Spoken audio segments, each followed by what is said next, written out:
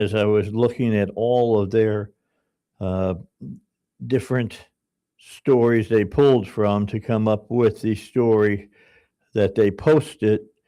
And the story is really, I think, very interesting. And I'm not holding out hope against hope. I think that it's going to be a major story for a lot of people, but I don't know if anything is going to come out of it.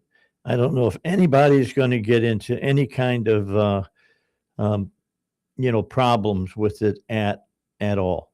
To be honest, did you come across the story today, Val, dealing with the intelligence director, Tulsi Gabbard? Did you see Not yet. I haven't. what she released Uh-oh. yesterday? What happened? Well, she released some papers, big papers, Uh-oh. that showed uh, the people who were working to impeach Trump by trumping up a bunch of charges on him. Of course. I mean, that's been we've known that. Not well. Well, I mean, not the we haven't had extent of any it. proof. Right. Now we got proof. Uh-oh. I'm big time excited about this. I'm hoping this blows up into something. It should. Like, I'm really sick and tired of these leftists. That's all they say, about he's a criminal.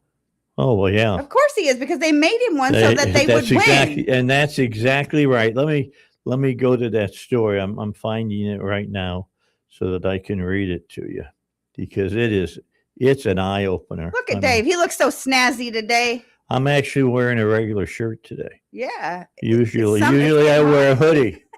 It's getting hot outside. Well, it's getting hot outside, but that doesn't change the fact that inside my studio, it's cold. It's cold. I mean, I'm surprised with a hoodie on that I don't show up with ice on my teeth or something. The way it gets cold in here. It's I know, and I sit over here and suffocate. Yeah, you gotta turn up the heat over where you're at. Okay, so here's the thing. So every day we come in and there's something new that they've added. Yeah, they've moved the cameras around again. And this is what I was thinking this morning. I was like, what if I just went in with no makeup on today because I overslept by like 10 minutes? You don't want to do that. And I was like, well, there's no cameras in there right now. They're not doing anything. Yeah, there is on one now. And then it puts it on me, and I was like, okay, that was weird. That was weird. I was literally thinking that today too. All right. So, from the office director of the National Intelligence Committee, or intelligence, it's not a committee, it's an office. Today, Director of National Intelligence, Tulsi Gabbard, released never before seen documents exposing a coordinated effort by elements within the intelligence community, including a former IG, to manufacture a conspiracy that was used as the basis to impeach President Trump in 2019.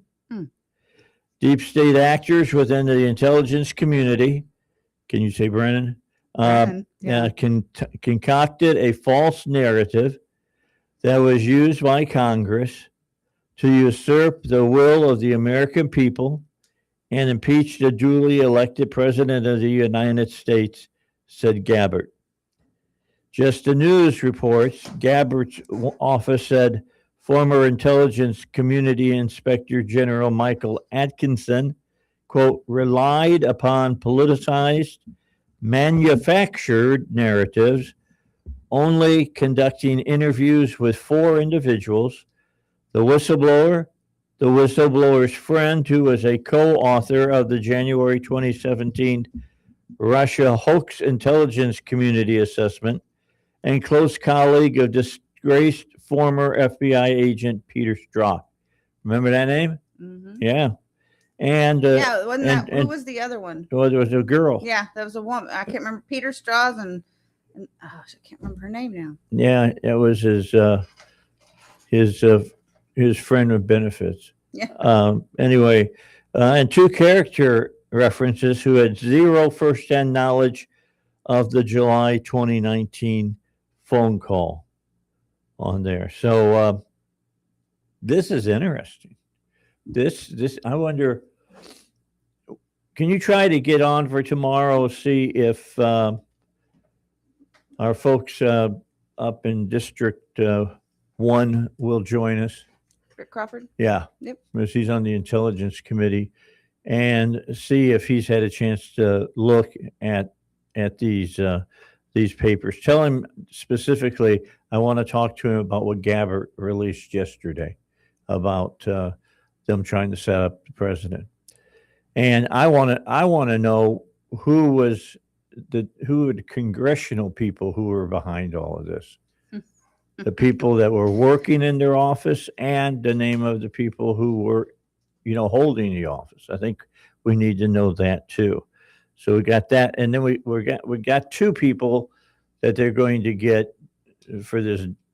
I don't know what you call this, the diddling investigation, maybe. Maybe, Diddling. yeah, maybe we should call it that. I guess you heard Swalwell is going to resign. He came out and said he's going to say, and Gonzalez is going to resign from down in Texas. Yeah, I just heard that one. Yeah, I just heard that one. So that's two down, and how many more to go? Yeah, and the thing is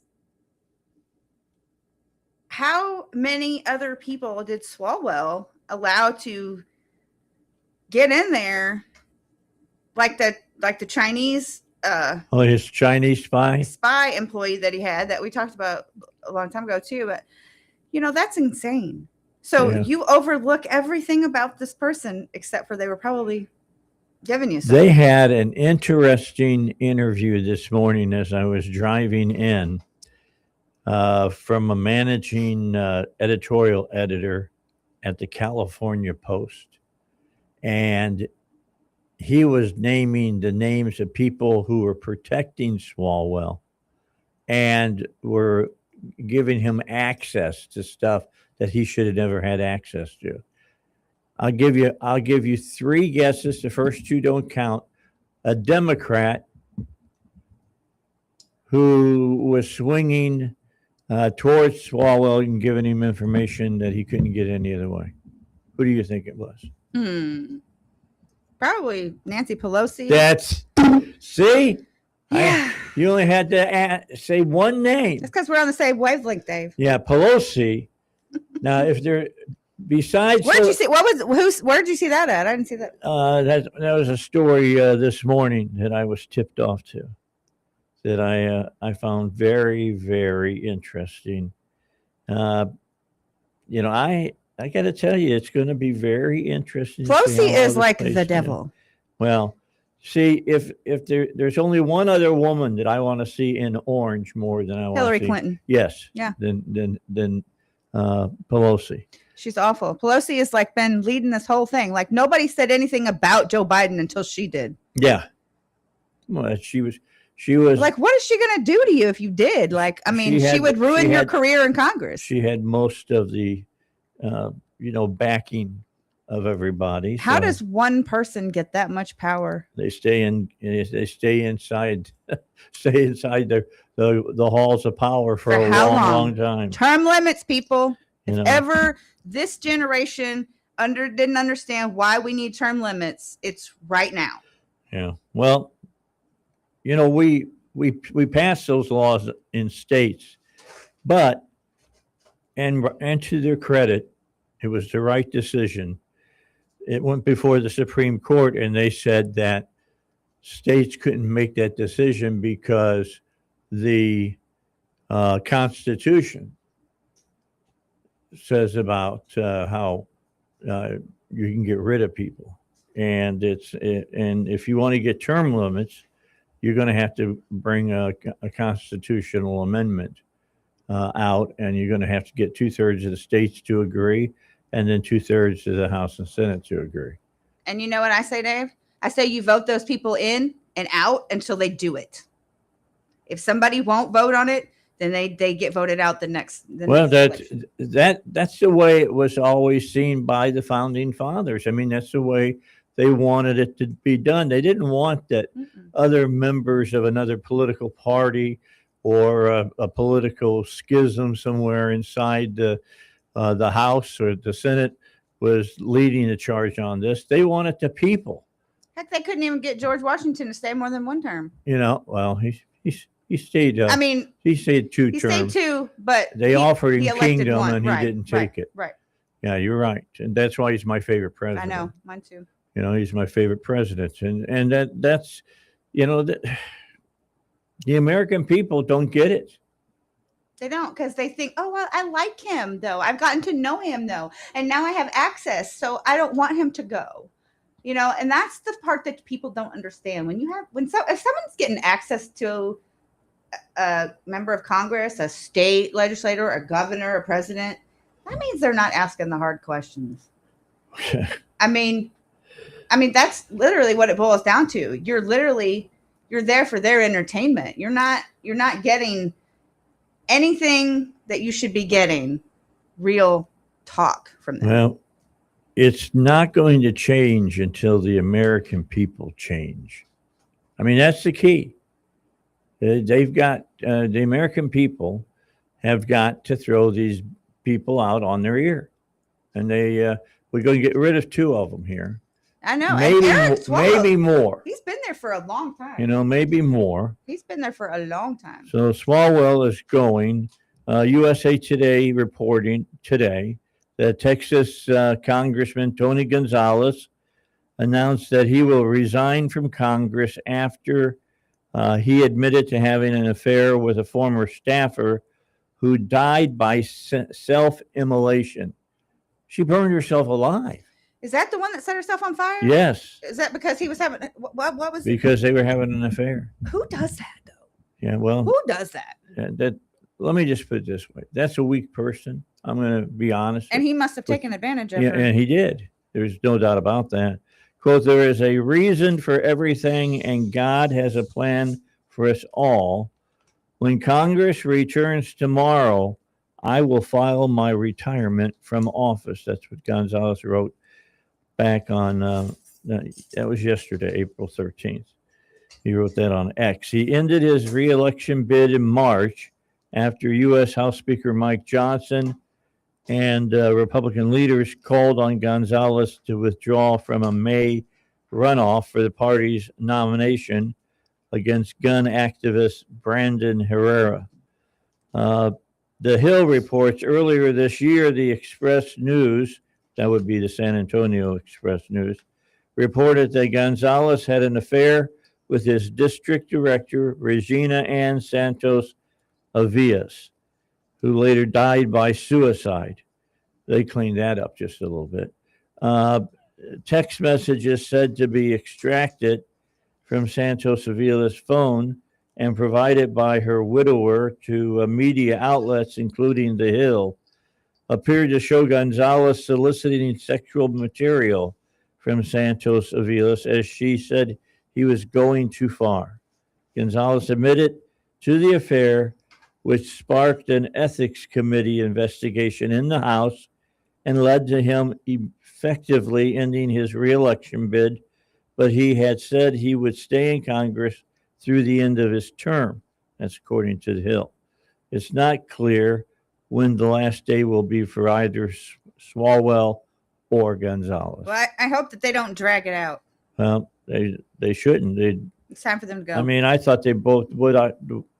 Reading both of their statements, it's like as soon as they get back in today, they're going to turn in their papers to get out. I just want to say one thing to the ladies out there. It is never bad enough for you to burn yourself alive. Yeah, there's not. Like, there's no reason it's not a reason to commit suicide. Period. Over some man. Like, that's insanity. Yeah, you've got some real things to take a look at. Yeah. No, she can't be counseled now. I feel sorry for her ex-husband, her widower. I guess they were still married when she killed herself, and it's just sad. It just really is.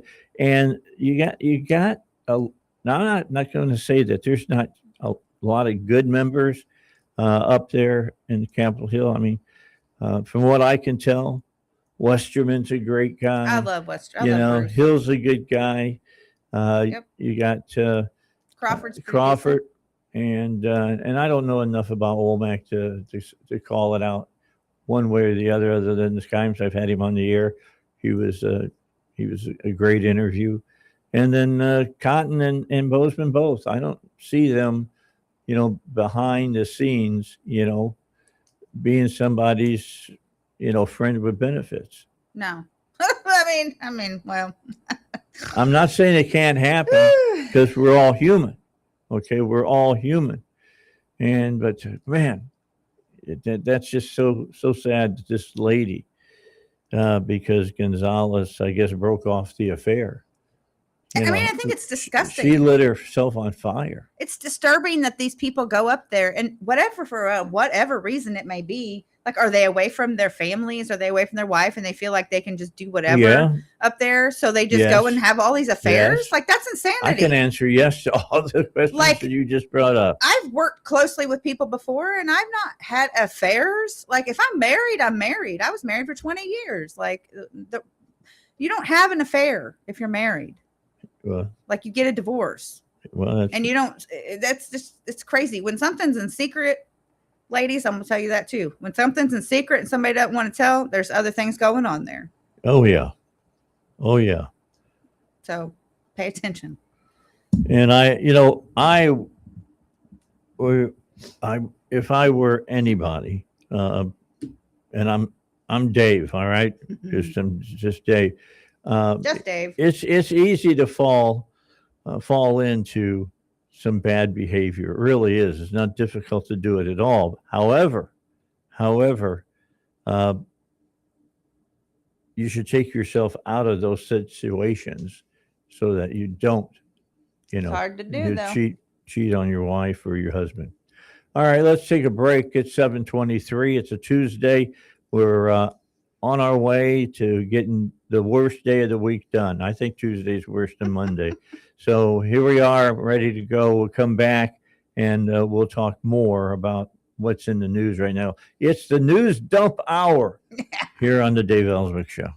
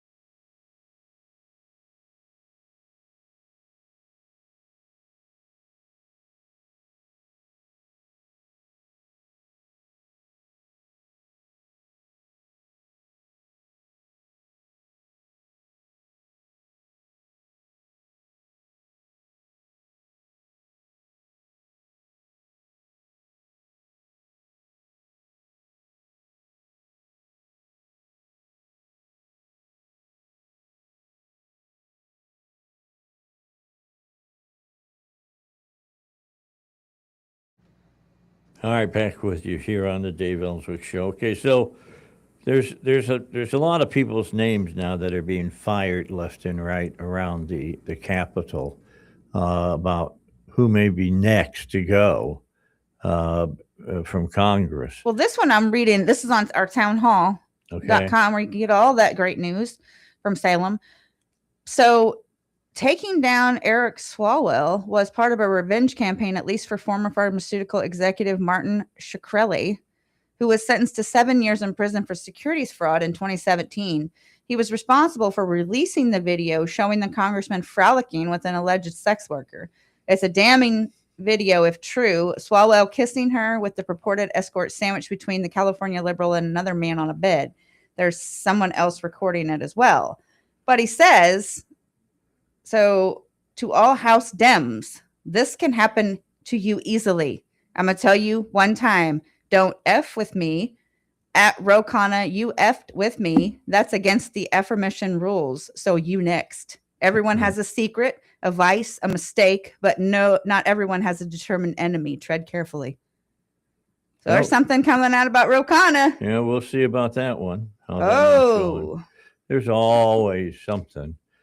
I mean, this is the kind of guy like Epstein, though. You know, he's got all these secrets. Oh yeah, even the pharmaceutical. Well, yeah, that's how he's buttered people's bread. He's given them money for their campaign. Yeah, he was an executive. He's done all kinds of stuff, and that's why term limits. You know, well, and they can't get anything to hold over you if you're not there 50 years. Well, they can't get anything to hold over you if you don't do something. Well, yeah, but how do we know who's going to be that person? As far as right? That's concerned. I just don't know. I'm just tired of these people. Taking up the news. We got other important things to talk about than their sexual abuse allegations. They shouldn't be doing, and they know they shouldn't be doing it. I'm sure this went on more often maybe then than it does now, because I mean, look, everybody can post a picture of anybody onto the internet in just a heartbeat. Some people watch what they're doing for the most part. You just better know that if you're doing something you shouldn't be doing, maybe you shouldn't be doing it. I'm gonna be searching Rokana's name every day now. No.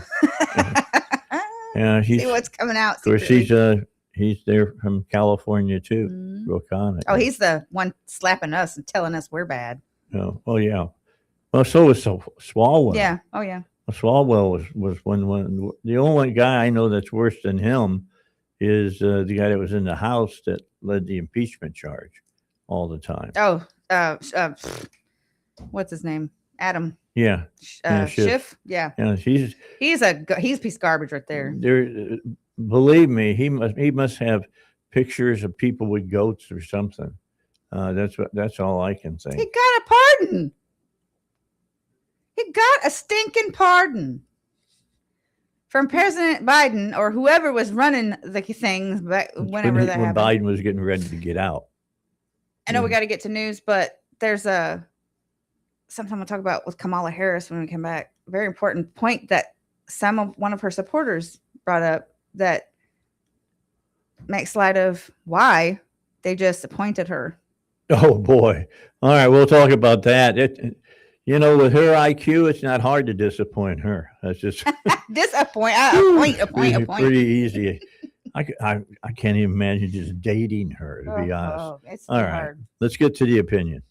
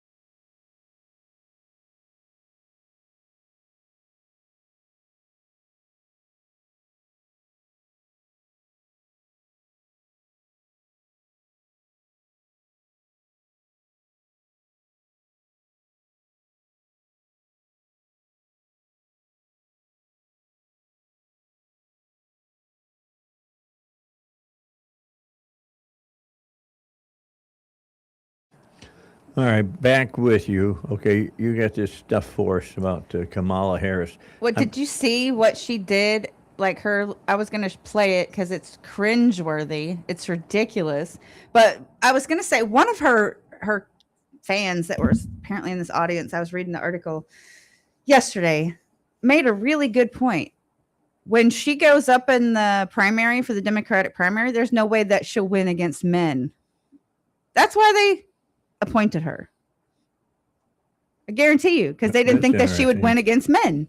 Yeah, well, she can't win against women either. Not anymore, no. No. But listen to what she did. This was horrible. You got her talking. Let's hear the word salad for the morning.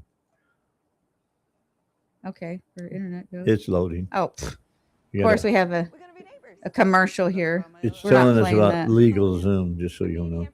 We need to get them to advertise. Because tomorrow, your taxes are due. Yeah. Have you done yours? Nope. Yeah, I got mine done. I when I put it in, they said we won't get it to it on time, Dave. So we're just going to apply with an extension. I always fly by the seat of my britches. That's it. Fine. That's fine with me. All right, here we go. Okay, you got it now. Yeah. Well, it's not playing. Is when he talks about America first, it's to withdraw from these relationships and these connections. And then he kind of acts like a mob boss. So then he's kind of like, well, you know, you take Eastern Europe, and I'll take the Western Hemisphere. And then you over there, you get Asia. And we'll just divide it up. Right? Like, that is the most ridiculous thing I've ever seen in my life. Well, like, that was cringeworthy. Let me just say this. She'll never be Marlon Brando. Oh, my God. Why even do that? Because she thinks that she's making a valid point, which but nobody, she's not. Nobody even paid attention to anything she said. No. They were just like, oh, my God. They were giggling at her. Yeah. Yeah, they were giggling at her. It's crazy. And nobody said that she was dealing with the full deck. Okay, and she's not. She's probably drunk. The other day, allegedly. she made the other statement. The other day, she said that, she was considering running for president again.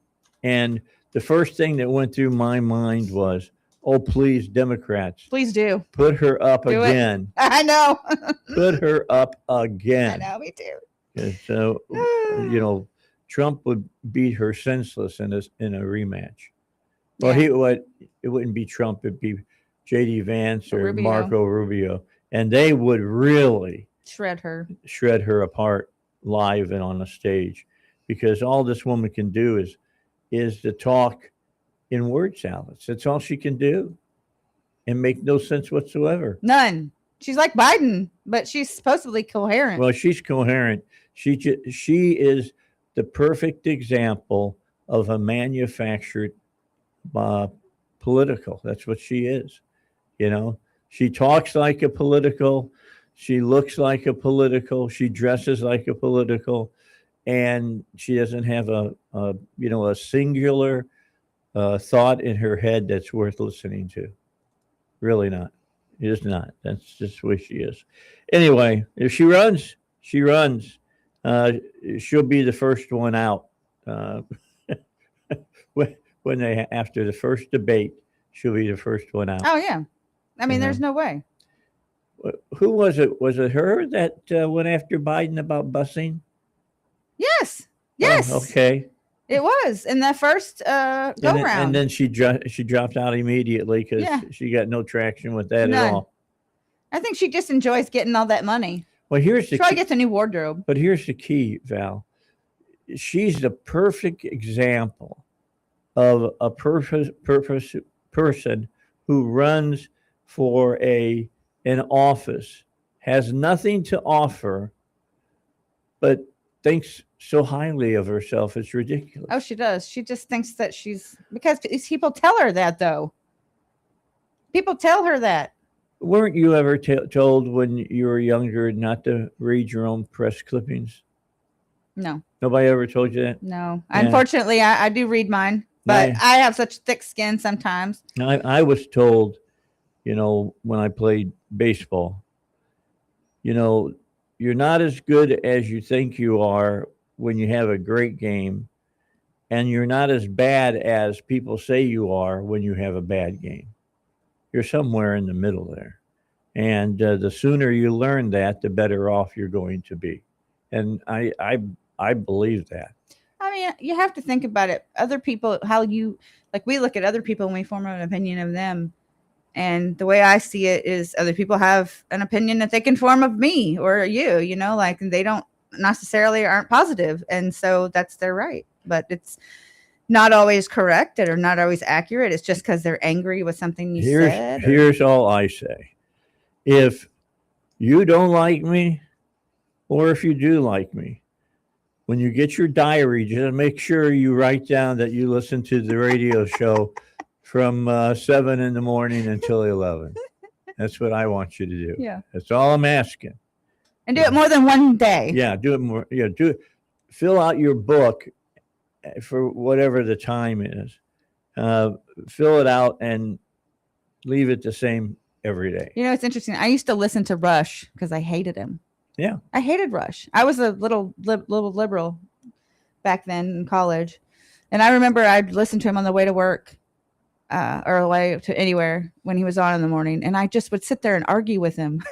But I hated him. But I listened because I wanted to know what he was saying. And he broke through your walls. No, actually, it was you, Dave. And slowly getting to, look, I don't do things the way Rush did things. All right. No. And the reason I can't, there's some things that Rush did I wish I could have done, but I would have to have a staff of about 4 people. And no couth. Yeah. That's the thing I just didn't like. I felt after I become a conservative, he made conservatives look bad. So just the way that he said things, like with the Sandra, what is her name, about her being on birth control. I was just like, wow.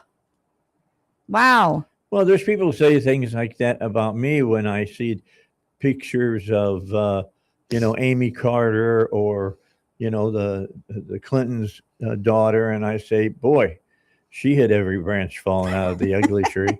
Yeah. She's not so bad anymore, but yeah, as a kid, she was. Yeah. Well, she got her teeth fixed. Yeah. That was the number one thing for Amy. Yeah. Had to get her teeth fixed. But I'll tell you what, if you listen to her talk, she can make a valid argument. Mm-hmm.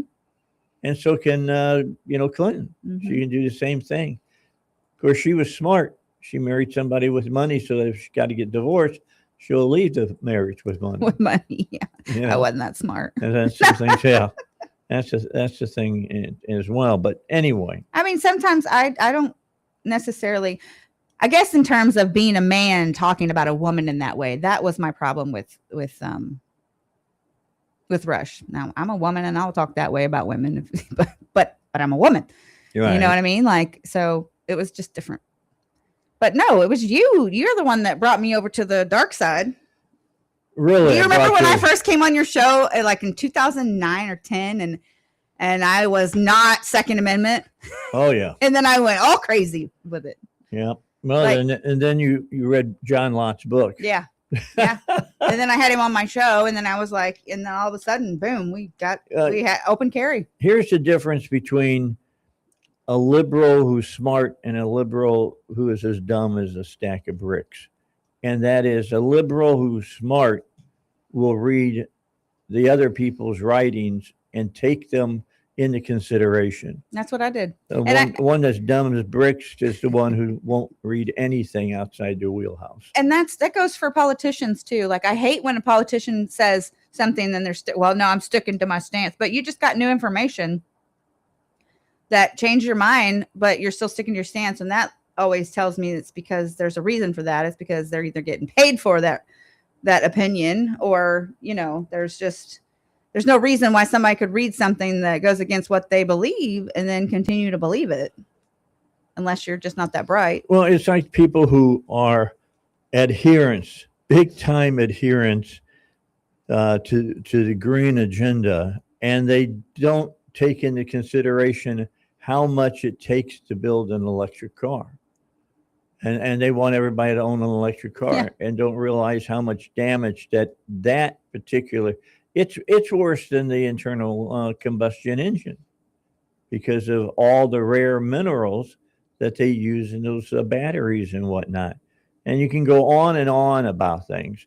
You know, well, we're following all these rules and we're not doing any more pollution on anybody. And then you think about, yeah, but when it comes down to China and India and a lot of third world nations that just want to become second world nations and are polluting and making their energy, uh, you don't think about that. You don't consider any of that. Not facts. And I'll die on my hill on this. When it comes to facts, people on the left pay no attention to them at all. Zip. Boy, with that background behind me, I look like I'm in what is it, THX. What was that movie that they did about the robot? That's kind of what this looks like. Looks like, or it could be a holodeck, in Star Trek. Well, I got two different remotes in here now. Oh, I'm you- like trying to fiddle with the remotes. Okay, you got It's new remote, yeah. okay. New so cameras we got on one a angle. new That was the camera. last angle. This is the old one. Okay, so this is the new one here, right? No, this- that I'm Yeah, looking the at one right that now? was sideways view. Okay. Yeah. So I'm trying to think. I don't know which side is the best for my profile. I don't know. I don't, Well, to be honest, I don't care. yeah, I don't like the side view. And I'm the guy who wanted us to do this. I wanted us For do years all, you've been pushing this. to keep all this up. Not that I wanted to be quote on TV. No, but you knew it was coming. But I knew this was coming and that people were going to expect it. And I'm usually when I start talking about radio, I get in front of the curve. And Well, I mean, when you were still over at the other, yeah, and Curtis had his show, and like that was the new wave right there. And I think if Curtis still had his studio, I don't think so. I think he that would have sold it all off. Yeah, but it was coming at that point, and that was at the beginning of it. Yeah, it's hard. It's hard for people, I think, to see beyond what radio is right now, which is everything. Mm-hmm. I mean, I'm on every platform, and I give Tommy here at the station credit for this. I mean, I'm on X, I'm on YouTube, I'm everywhere Rumble. now. Yeah, if you want to see my show, you can see it, or you want to listen to it, you can go to any of those other places and listen to it. That was something that I wanted to get into because people take in their media in all kinds of different ways now. Mm-hmm. You know, I even do TikTok. Tommy puts me on TikTok. You know, he has problems finding, 50 seconds that he can use, but he does a pretty good job. I give him credit. Yeah. He does. Well, also the software makes it so easy now too. Like I don't want to get on TikTok. I still don't want to get on TikTok. I have a problem. I know it's communist. Yeah, it's still, everyone keeps sending me TikTok videos to look at. Sorry, I'm not on TikTok. I'm not, I won't do it. Yeah, I don't watch TikTok. Everyone's like, you can make so much revenue. I'm like, it's not worth it to me. I'm not gonna. I mean, I don't have anything to hide from anyone, but I don't want to give the Chinese satisfaction of having one more person. Well, they were supposed to sell that. Yeah, but it's still half and half. Is it all? So is you it can't- still just stuck in limbo? Yeah, I believe so. Okay. All right. And I can understand that. I don't know how you can go in and be the Supreme Court and say, you got a good business model, but you can't be in business. Right. I got a little bit of problem with that. But you can't have our info either. I will be honest that the Chinese, if they got a Facebook or if they've got TikTok or they're influencers or whatever, that's the operative word with them. Influencers. They're trying to make you think that their way of doing stuff, of being a communist nation of all things, is better than being a capitalist setup. But it's really a lie because if you ask, there was a survey that a couple of years ago that that I was reading that if you ask Chinese kids what they want to be when they grow up, they say astronauts, doctors, all of those things. If you ask American kids what they want to be when they grow up, and they Rap say artist. influencer. Yeah, I want to be a Influencer. rap artist, you know. And they don't even show the same TikTok in over there. I want to be a rap artist with a really big butt. You know, that's what I want to be. I like big butts. But no, like they show propaganda content. Like your kids over there, they can't get the TikTok. They don't have the same TikTok they that they can't have get here. It's completely different TikTok. And see, that is the best way to do something like that, Oh, is yeah. to give people what they think is Fun. the free stuff, and really it's all controlled by the government.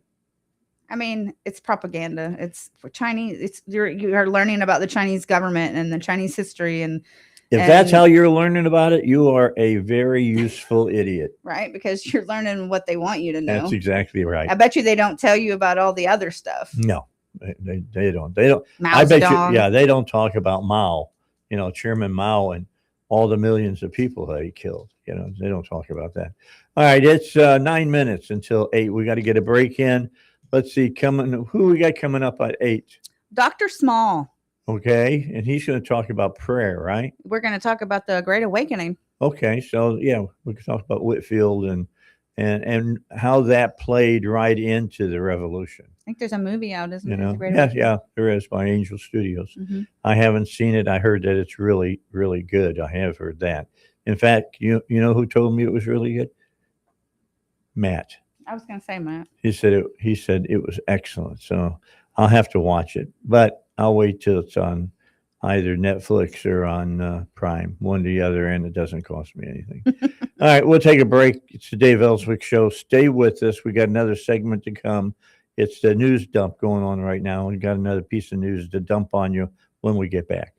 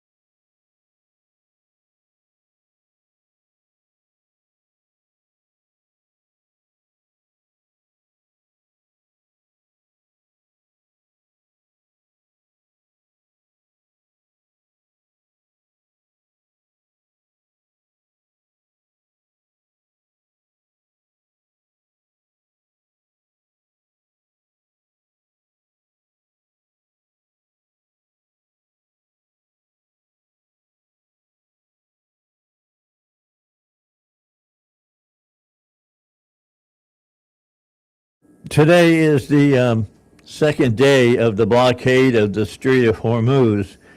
And according to the Wall Street Journal, they labeled it a, quote, risky new showdown. Stars and Stripes, which is kind of a paper that you read if you're in the military. You might read the Air Force Times or the Army Times or whatever as well. But the strategy involves strangling the Iranian economy by keeping ships from entering or exiting the country's ports while eliminating Tehran's chokehold on the Strait of Hormuz. That, according to retired Admiral James Stavridis, and former NATO Supreme Allied Commander of Europe. He said that in an interview on Sunday on CNN. The effort will take at least 2 Navy aircraft carriers, more than a dozen destroyers and other military assets, and the help of regional Arab navies. The Allied commander, former Allied commander, told CNN, quote, the Navy already has a dual carrier presence and 16 destroyers stationed in the region, along with other vessels and a contingent of Marines. The U.S. wager could pay off, he said. The Wall Street Journal went on and said more than 15 U.S. warships are now in place to support the operation, according to a senior official. An advisory to mariners from the UK Maritime Trade Operations, which is affiliated with Britain's Royal Navy, said maritime access restrictions were being enforced for Iranian ports and coastal areas along the Persian Gulf, the Gulf of Oman, and parts of the Arabian Sea. As the blockade unfolded, President Trump said any fast attack ships from Iran would be targeted using the same system of kills that we use against the drug dealers on boats at sea. Speaking to the press later, Trump said that the right people in Iran still want to make a deal and that Iran wouldn't have a nuclear weapon. Iran earlier said no port in the Persian Gulf or its ports are threatened. At least that's what they said. All right. You know that these guys, when you write the definition of lie, the picture of their country is right next to it. Yeah.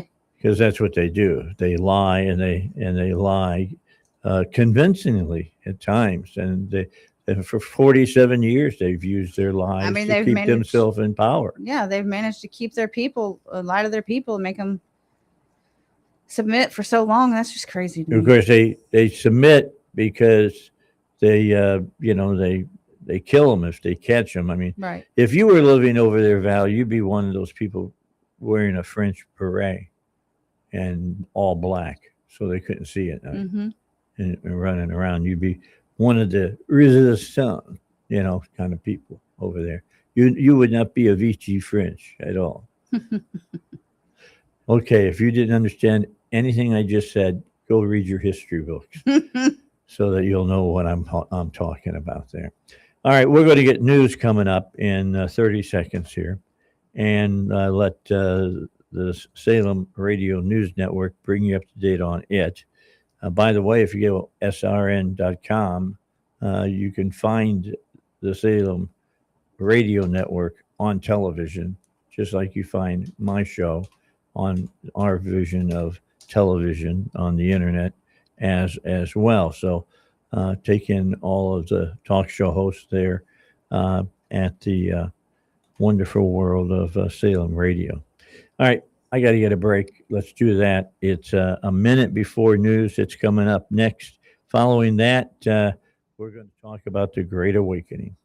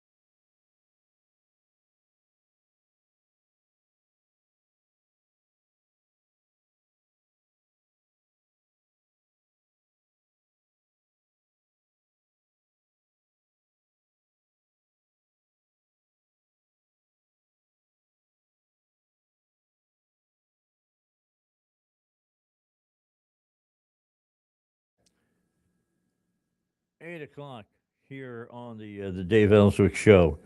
Good to have you along for the ride today. We're going to have Dr. Douglas Small on. We're going to talk about the Great Awakening, the Reformation that occurred here in the United States, and talk about pastors like Whitefield and others. Pastor Small, quick question: was Finney part of the first awakening or the second? Finney actually came later, following the Second Awakening is camp meeting seasons, beginning at Cane Ridge around 1800, 1801. And Finney would come a couple of decades later. And Finney's, of course, credited with the altar call and modern evangelism techniques that you see reflected in Billy Graham's ministry and others. Yeah, he was some kind of preacher. They said that you'd go to one of his services and you could feel the tent tremble when he was speaking. Yeah, there's reports of him walking into industrial places where people are at the spinning wheels and so forth, and the presence of the Lord coming and just weeping, people weeping. And this really came out of an intense struggle himself. He was not a Christian.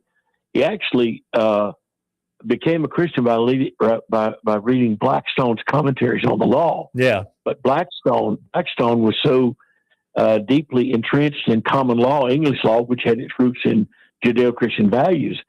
That's how he became a Christian. Yeah, he's quite the guy. I've read several books about Finney, but I've read several books about Whitefield too. And Whitefield was also another great preacher. And I don't think that he's given enough credit for his play in the American Revolution. No. Whitefield made 7 trips here, Boston to Savannah. Probably 20% of the colonialists heard him.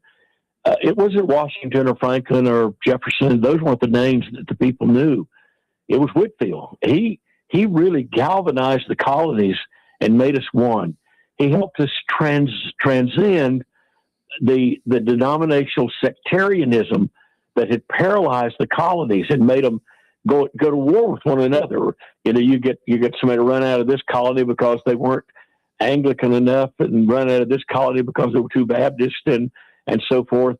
And each colony had its own religious flavor to its fault. And Whitefield would say, very tongue in cheek, of Father Abraham, do you have any Anglicans up there? No. Do you have any Episcopalians? No. Well, Father Abraham, who is in heaven then? Well, we only have Christians up here. And he would say to the crowd, right. Well, then let us be Christians. Let us be Christians. Great. I mean, he was the clergy played a vital role in the our fight for freedom, for thoughts that Washington had about freedom and things of that nature. I don't think a lot of people realize how much religion played a part in American history. No, Edwards, earlier, the first visit of Whitefield was 3940. And Edwards had seen a stirring, Jonathan Edwards, in his community, and it had broken out in places in New England. And that began to wake up a very cold church. What we don't realize is that the halfway covenant from the late 1600s into the 1700s had basically given up on adults. They were not living a Christian life. They were not worthy of communion. Their lives were haphazard at best. And so the halfway covenant says, well, why don't you stay in church, but don't take communion because you're not worthy of taking communion, but let's keep your children in church. Uh-huh. And so we were barely hanging on. The people that were coming to America weren't the Pilgrim types or the Puritan types. They were coming for graft. They were coming for greed. Their plan was to go back to England. After the Revolutionary War, 20% of them did go back to England. So there was a malaise. One report said half of all girls during that age were already pregnant when they were married. We were in a very, very difficult spiritual place, and there began to be this stirring, and then Whitefield came, and that began to embolden clergy to begin to preach the truth again. And out of that, you get the Black Robe Regiment, which was the British they called it the Third Column or the Third Army. And that's the one they felt like defeated them. Yeah, I mean, preachers. It's amazing what isn't taught in our schools today. I mean, what's taught in our schools is that religion has no place in the marketplace of ideas. But here's a perfect example of religion, was moving the thought, the ideas of the day forward, and bringing people out of being under kings and being under God, and then getting somebody that they made a king that was supposed to be kind of the middleman between God and the people. Yeah, a lot of us forget that the French Revolution was brewing and then burst into the open in 1789. At the same time, we were putting together our Constitution. And a couple of the founders had been in France as ambassadors or in other means. They saw what happened to a culture that was built on humanism, on reason. They saw that culture absolutely implode, and they didn't want that. And so they pushed that model away, the very model that's being pushed on us now, that humanism, that our own good morals can be the center. That center can't hold. And so they knew they needed to anchor it to something more firmly. They didn't want a theocracy, but they wanted something that was close, something that referenced values that were transcendent, that were beyond us, and they settled on Judeo-Christian principles. Well, of course, Adams is quoted as saying that the Constitution could only be, worked on, and it was whole, if the people weren't moral, and boy, we're seeing that in spades now. Absolutely, we're in a crisis, and we have to remember what was happening in the Obama years, what was happening in the Biden years. There was a celebration planned for this year that was an in-your-face celebration of immorality, and Kamala made it very, very clear that there would be no exceptions under her administration for abortions in hospitals. Catholic hospitals would have to do it, and everything else. Churches would have to comply to this new leftist intersectionality agenda and all the other pronoun stuff. We were really on the edge of being caught in the screws of something very horrific. And while we can't always celebrate the belligerence of our current president, we wish he would have a real encounter with a God and that would humble him down a bit. I mean, this is my opinion. I hope you don't cut me off for that. But I mean, all of us wish that, but at the same time, he's given us a moment that we dare not miss. If we miss this moment and we don't see a great awakening, his reforms will be like Josiah's reforms. They'll be dead the day he leaves office. We have to have a great awakening. We have to have a heart reset. We have to have a moral reset for the nation. And that only comes with a great spiritual awakening where individual people have an encounter with Christ and they become Christ-centered and begin to live out the implications of his life. All right, so have we seen the start of this? I talk to people all the time about this, and they believe that it started because they talk about what went on, what's going on at Asbury and Lexington and things of that nature. Do you believe it's here, or do you think it's here if the people want to really get involved in it? Well, there's some interesting follow-up studies to Asbury and while I really revere what happened there, I didn't make the trip, but I have many, many people who went, and I watched it closely. There are follow-up studies that say that the kids who went through it say it was just a phase in my life. It was a wonderful thing, but it didn't change my life. That's the concern. The concern is that we have a spiritual buzz of some kind that really doesn't profoundly change our lives and the way we live and make us give us more integrity towards our lives. So I would hesitate to say it's begun. I think there are hopeful signs. The college campuses, the uptick in Gen Zs that are going back to church, the Gen Zs that are and young millennials that are showing up in churches saying, I need some of what's happening here, but I've never been in a church before. Tell me, where do I go and what do I do? That's encouraging, but it isn't flashpoints of revival that we need. It is a groundswell in every county, in every state across the nation. It's something that kind of saturates us from border to border and coast to coast that's needed. And that means every believer has to get involved. Every believer has to break their silence. Only 2 to 8% of us share our faith. And yet right now, 80% of this young culture says, given the right invitation for the right person that I thought was authentic, I'd go to church with them. There's an extraordinary openness and a continued silence on our part. We have to break that silence. All right. So we're sitting right now where America was sitting back then. That's kind of what I'm hearing from you. In a sense, it took a great awakening to give us birth. There's no doubt. Without that great awakening, we would not have the America that we have now. There's no doubt about it. Now it's going to take a great awakening to save us. That's wild.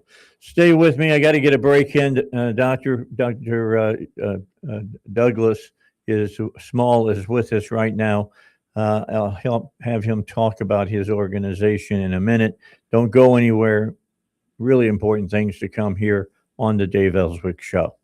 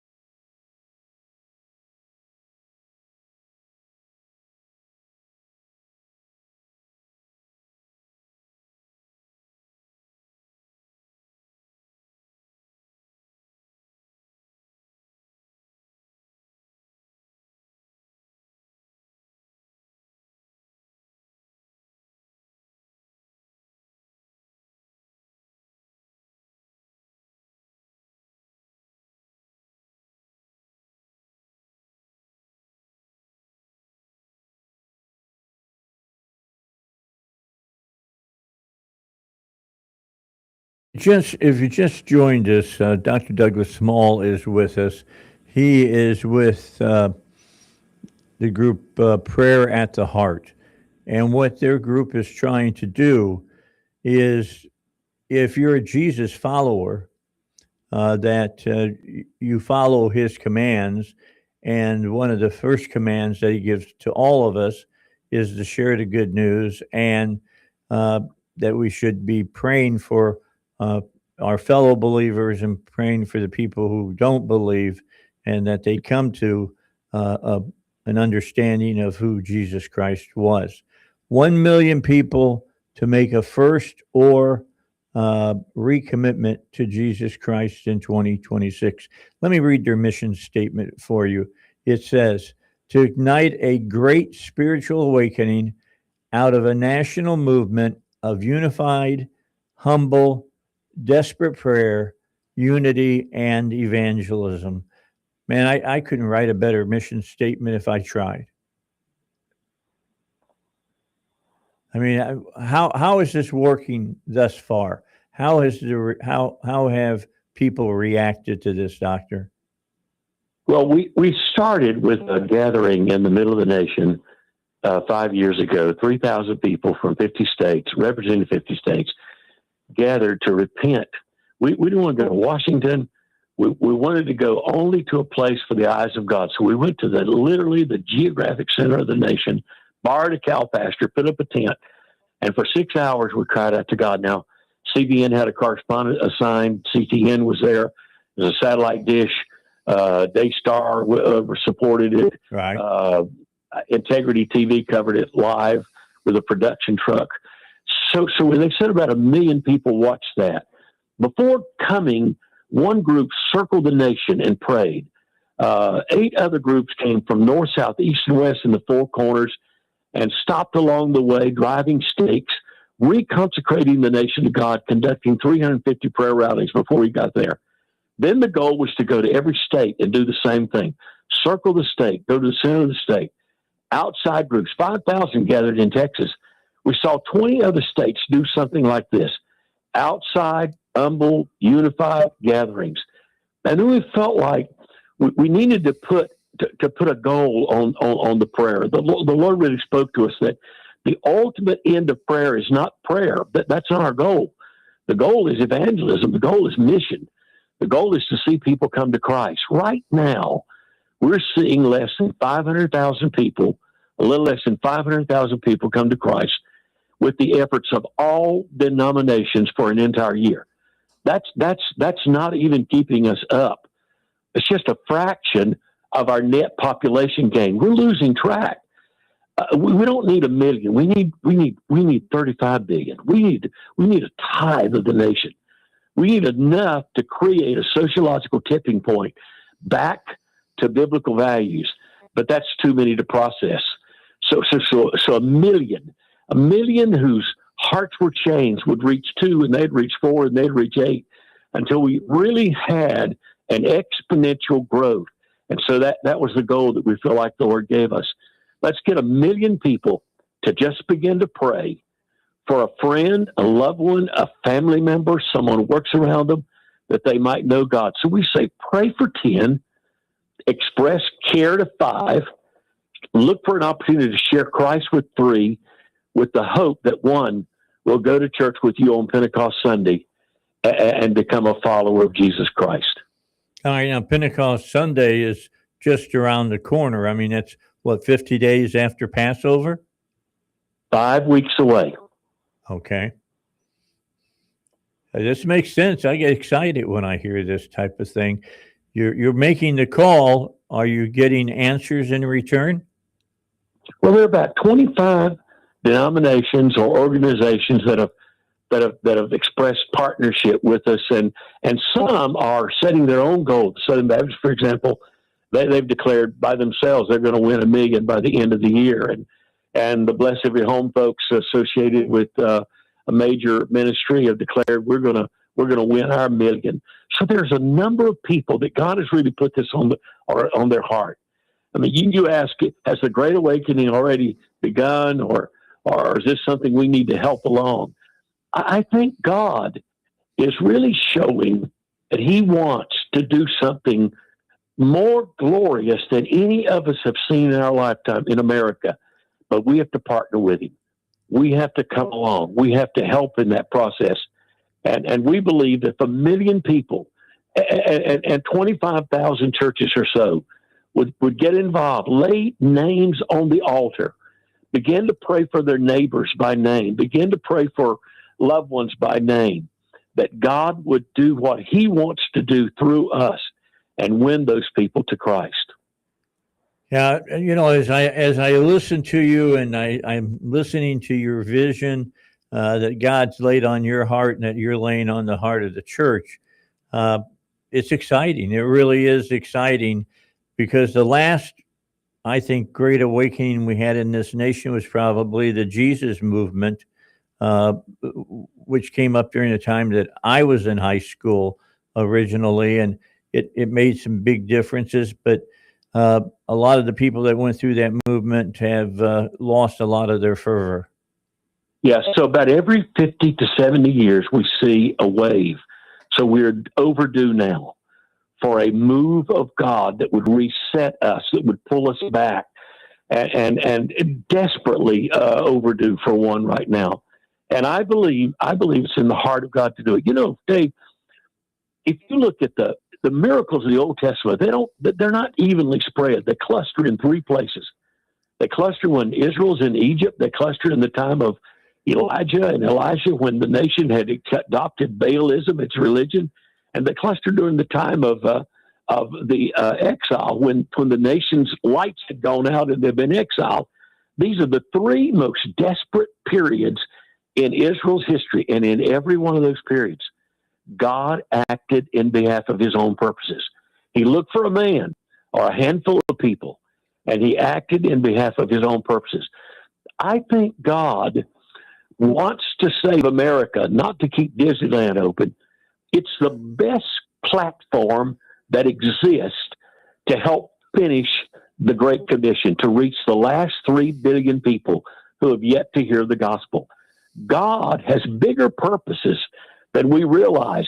He wants the whole world is here, 500 languages, 50 million legal immigrants, 21 million who fit the profile of an unreached people group, and they live here. If a spiritual awakening came here, it would set off a cosmic spiritual explosion, perhaps like we've not seen since Acts 2. Amazing. I got to say thank you for joining me today. You give me some hope when I listen to you because, I know the church that I'm going. My grandfather was a Baptist minister, and he used to say, you'll know the spiritual health of a church if the baptismal waters are being stirred. And they're being stirred at the place that I'm going right now. And I got to tell you, I'm excited about it. And I'm seeing places across the United States that the exact same thing is happening. Yes.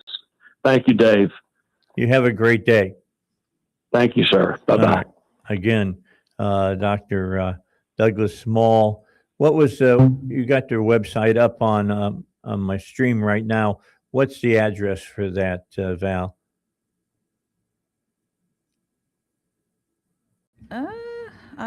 Is it prayerattheheart.com? Yes, I'm sorry. Prayerattheheart.org. .org. Okay, O-R-G. If you're a believer, all right, I'll ask you to go check this out today and see if it doesn't speak to you and that, we should be doing more to get the truth out because I believe that the world is hungry for a true revival and for a meeting Christ face to face. All right, we got to get to the news. Let's do that. When we come back, we'll talk about some of the other news that's going on.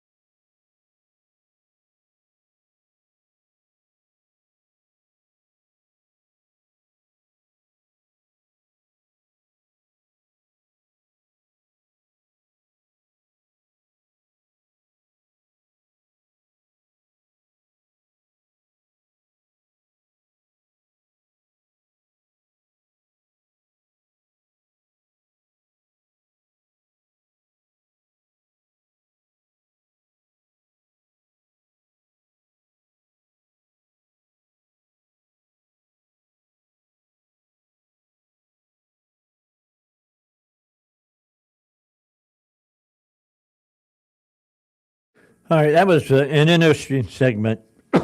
Excuse me.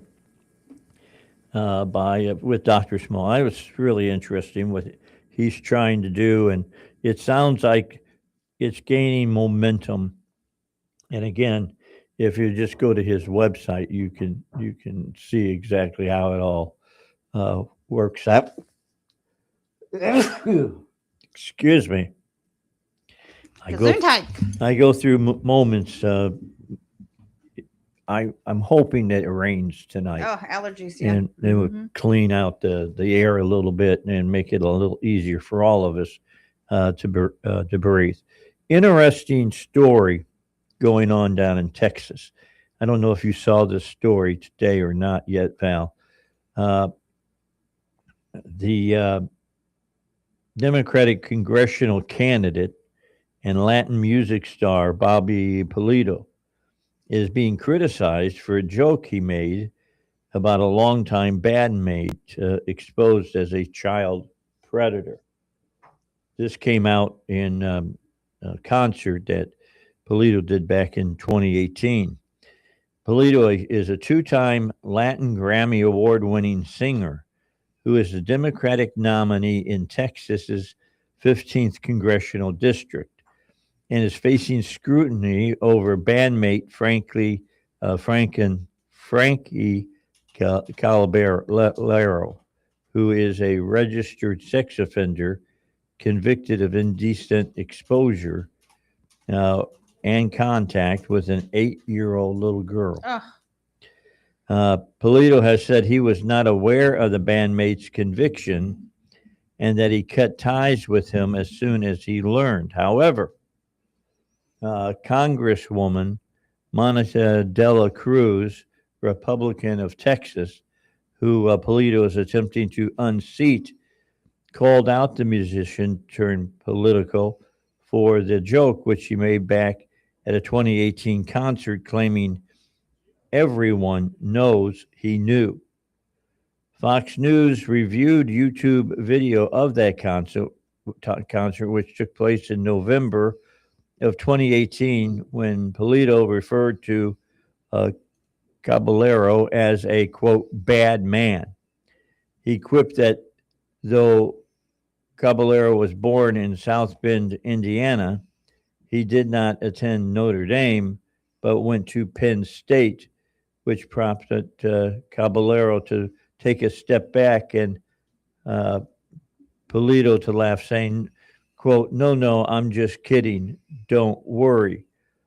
A spokesperson for Polito has pushed back on De La Cruz's comment, accusing the Congresswoman of telling lies and saying that, and I quote here, Bobby Polito had no knowledge of Caballero's sex offender registration and would never knowingly associate with anyone with such a history. In an interview with Fox News, De La Cruz asserted that, quote, the question isn't whether Bobby Polito knew what his close friend did to these children. Everyone knows he knew. The question is why Bobby Polito spent decades bringing a pedophile around to our families. oh. The answer is he doesn't care because he is a celebrity who barely even lives in this country. As a singer and actor, Polito has spent much of his career splitting his time between Mexico and South Texas, which is not hardly leaving Mexico at all. This is someone who was already facing child sex abuse charges when Mr. Polito personally recruited him and built his entire career around him, she said. Then he goes on to molest an 8-year-old girl from our community and goes to prison. Once again, Mr. Polito hires him. She said he starts bringing this pedophile into our parks, into our festivals, and my opponent is even on tape joking about this man's crimes. De La Cruz emphasized, quote, my heart breaks up for the families whose children were victimized by the predator that Bobby Polito brought into our neighborhoods for decades, knowing full well what he had done. I'm raising my own kids in South Texas, and I want every family that Bobby Polito put in danger to know I'm here for you, close quote. In response, the spokesperson for Polito's campaign pushed back, telling Fox News Monica and her machine of lies are at it again, telling lies because they don't want you to know the truth, unquote. Bobby Polito had no knowledge of Caballero's sex offender registration and would never knowingly associate with anyone with such a history, the spokesperson added. The spokesperson went on to say that Bobby and his supporters will not be lectured by Monica de la Cruz, who is the only candidate in this race who has been accused of child abuse under oath in a court of law and even had a restraining order issued against her to protect the child. Man, and we thought, the Secretary of State race was dirty. Right. Whoa. During divorce proceedings in 2021, De La Cruz was accused by her ex-husband of pinching her then stepdaughter and of being verbally abusive. A temporary restraining order was granted and no further charges were pursued, and the order has been eventually dissolved. De La Cruz has denied the accusations as false. Meanwhile, a former Democratic prosecutor in Hidalgo County, Texas, told Fox News that they have, quote, thoroughly reviewed this case, unquote, and concluded that Mr. Polito has no plausible deniability. That's ridiculous. It's disgusting. The prosecutor said that Polito's Penn State comment can only be inferred as either a child sex abuse joke or a reference to the fact that his friend spent 4 years in the state pen. Both are devastating to Mr. Polito's defense. Caballero was first arrested for child sex abuse charges back in '92, though he was hit with a $75,000 bond, according to the Hidalgo County Sheriff's Office website. The deposition of that case is unclear. Polito's first collaborated with Caballero in '95, 3 years after the '92 arrest, and Caballero is credited on at least 4 of Polito's studio albums in '95, '96, '97, and '99. In May 2014, Caballero was convicted of a second-degree felony involving indecent contact with an 8-year-old female and was incarcerated, according to the Texas Public Sex Offender website, and he was incarcerated from 2014 to 2016. Following his conviction and prison sentence, he toured again with Polito between 2018 and 2021, with the two seen performing together in several cities, including Kansas City, Las Vegas, Minneapolis, Minnesota, and Tucson, Arizona, per video shared on YouTube. Between 20 and 2021, Caballero was charged with indecency by sexual contact with a child, attempted aggravated sexual assault of a child, unlawful restraint of a child under 17, though those charges have been dismissed, according to Hidalgo County, Texas jail records. He was also charged with assault of a family member by impeding breathing and circulation, which resulted in him being released to the Texas Department of Criminal Justice.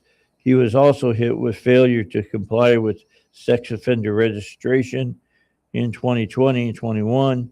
In a prior statement to Fox News, Polito's campaign manager, Abel Prado, said, "First and foremost, Bobby extends his deepest sympathies and support to all of the victims involved.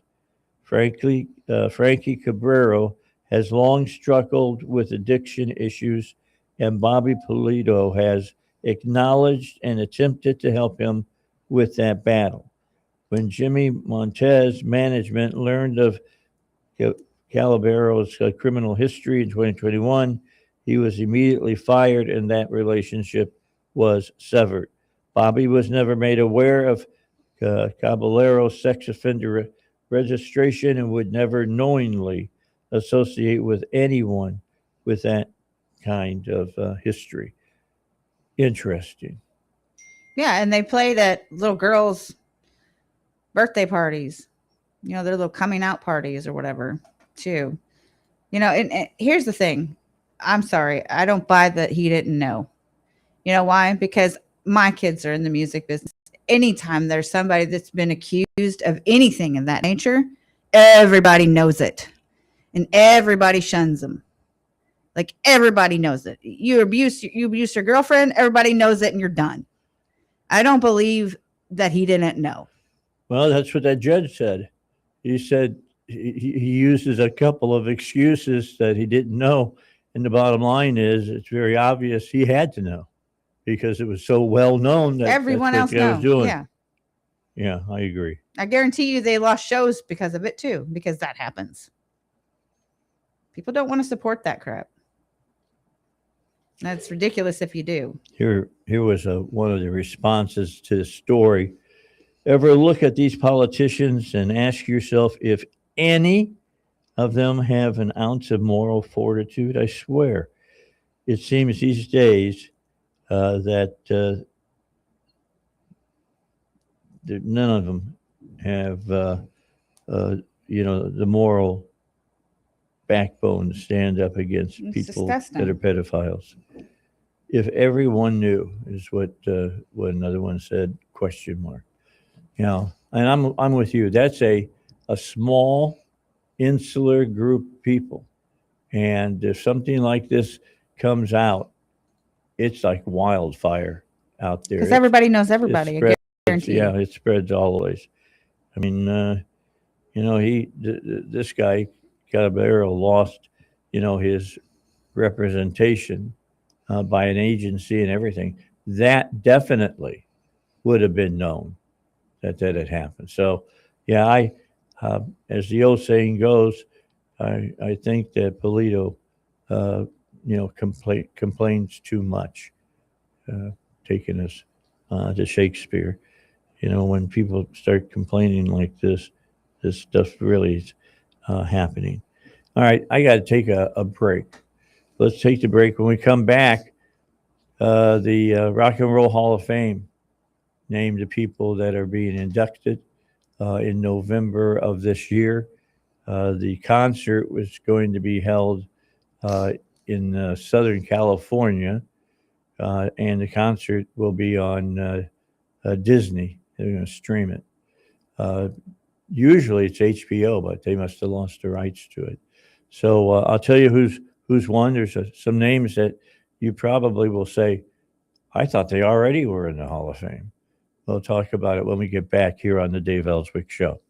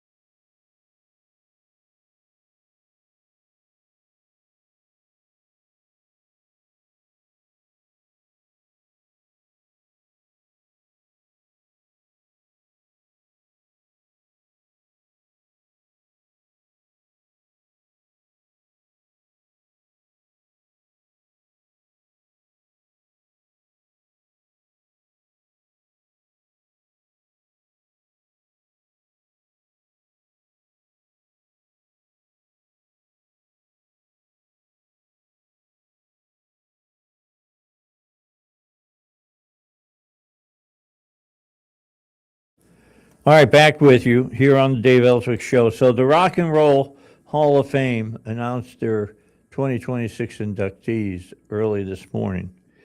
And here's the names that are going in: Oasis, the Wu-Tang Clan, Phil Collins as a solo act, not as part of Genesis, Sade, Iron Maiden, About Time for Iron Maiden, Billy Idol, who should have gone in a long time ago, Joy Division / New Order, and Luther Vandross. Those are your new. I can't believe Billy Idol people. wasn't in there Yeah, before. you thought you The you would. Midnight Owl. Yeah, he's been around. White Wedding, the whole 9 yards. Do you remember Adam Ant?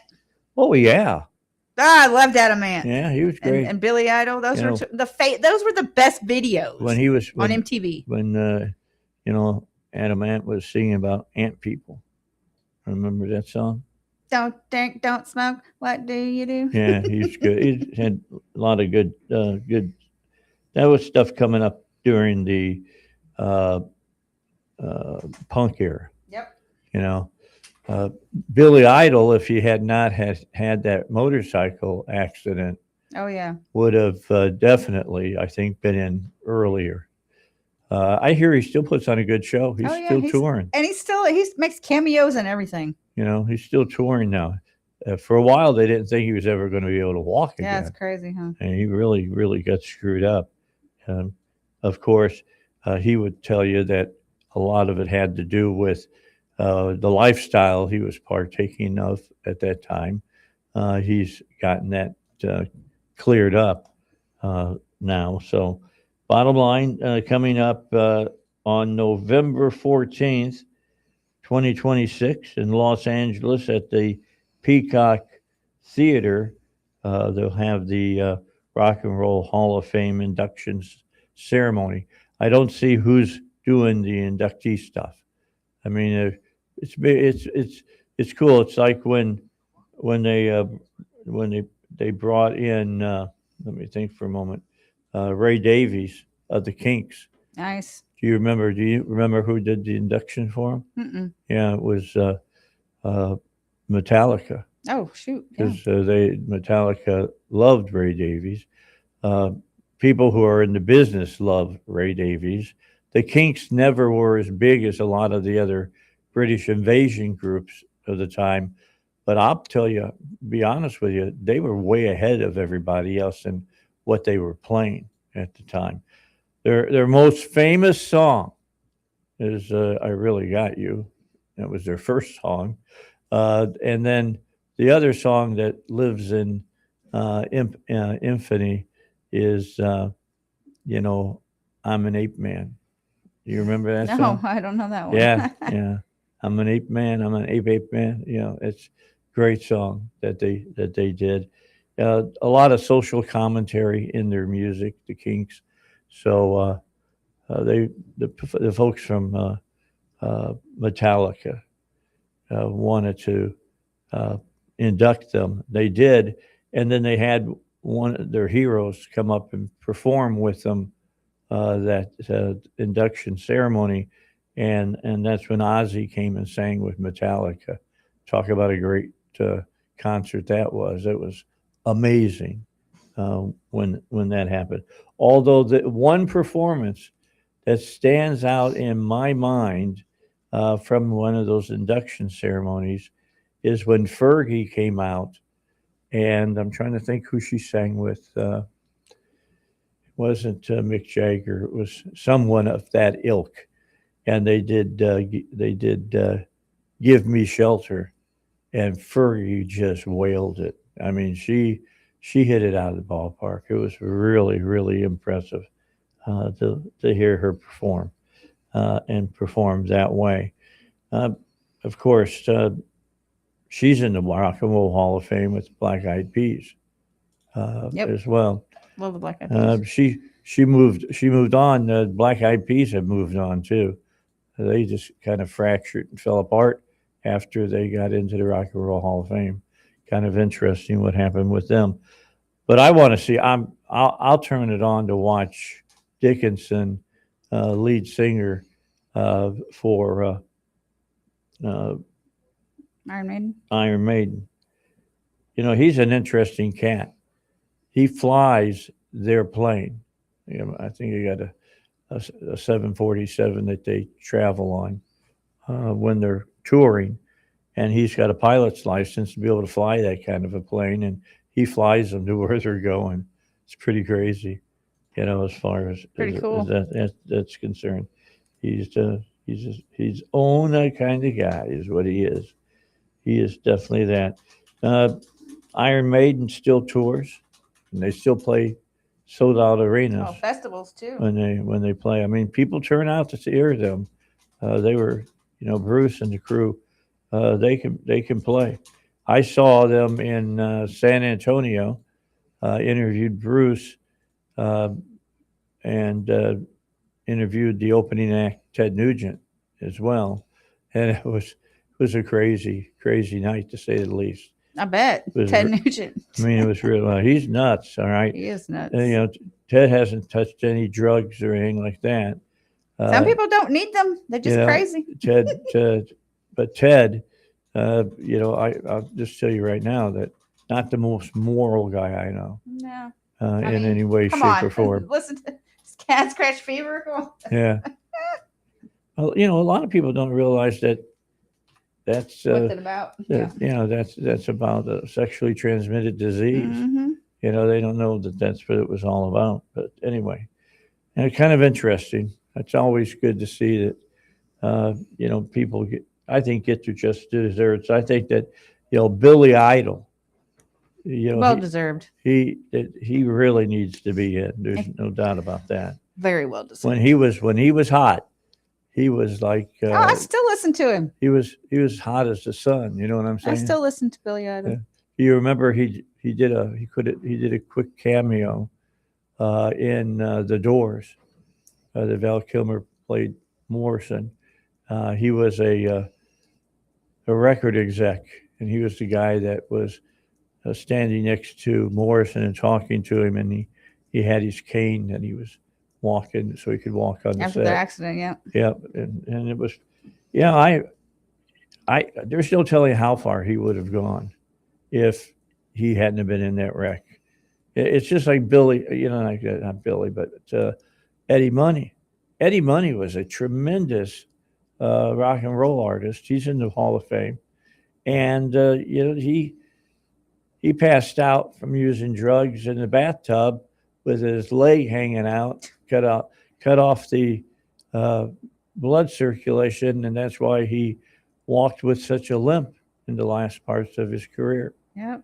So anyway, Some of them made it, some of them didn't, like Sid Vicious. oh, yeah, feel sorry, but Sid Vicious had Sid Nancy. he had so many inner demons, incredible. And then Nancy. Oh yeah, well, she wasn't the best role model Nope.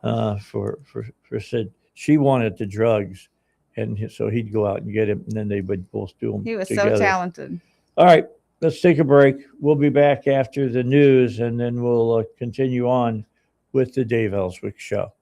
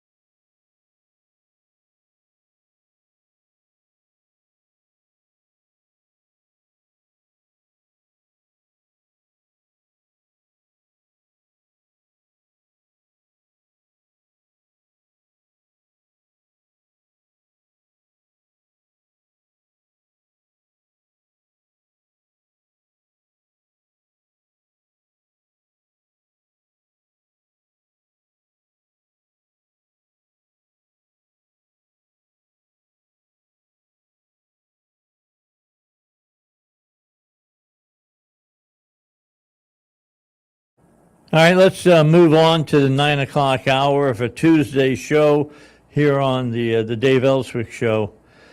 So let me try to get this straight and make sure I got this right. There's some states I go to that I go to the grocery store and I buy a pound of sliced ham in a plastic bag. I get a loaf of bread in a plastic bag.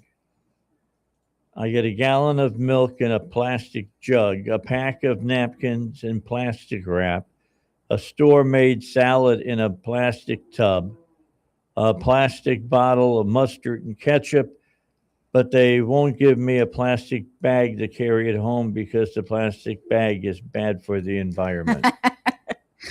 Oh, I know in some places like DC, you have to pay like 5 cents for a bag. A lot of people don't even think At about Walgreens. that. You know, you got all this plastic coming your way, no matter what. Just something that you get. Got to get used to it. Just exactly how it is. All right, let me get back to the news. Been talking about the news here. At 10 o'clock, by the way, Clint Lancaster is going to be on. We'll get the latest on what's going on Secretary of State election. Did you see this big chaotic teen takeover that had all kinds of gunfire as the city was scrambling to take over the downtown area? I mean, this was in Detroit. This looked like the riots back in Detroit back in the day that happened. A chaotic teen takeover in downtown Detroit unfolded Saturday, just a day after city leaders and youth organizers publicly called for safer spaces for teens, highlighting growing concerns about a nationwide trend of youth mayhem. Videos circulating on social media show dozens of teens flooding the downtown streets with crowds running through the area and prompting a police response. Authorities told Fox 2 in Detroit that a gun was fired during the chaos, though no injuries were reported. Now, they had a shooting at a Chick-fil-A. I forget where it was at. Yeah. They killed one person, wounded six at that. Police also detained multiple teens as they worked to regain control, with some individuals placed on buses due to the situation. The mob scene was reportedly organized on social media, part of a growing trend known as, how this really gets you. This is original teen takeovers. That's what it's under, where groups of young people coordinate meetups in public spaces. Would seem to me the police should be well aware of these if they're doing them on social media. Similar incidents have been reported in cities including Atlanta, Chicago, and Washington, D.C., raising concerns among law enforcement and city leaders about safety and supervision. Like, where are these parents at? That's what I want to Well, know. that's a good question. These are and, 12 to 17-year-old kids. As cities grapple with how to respond to these gatherings, community groups have offered a different perspective.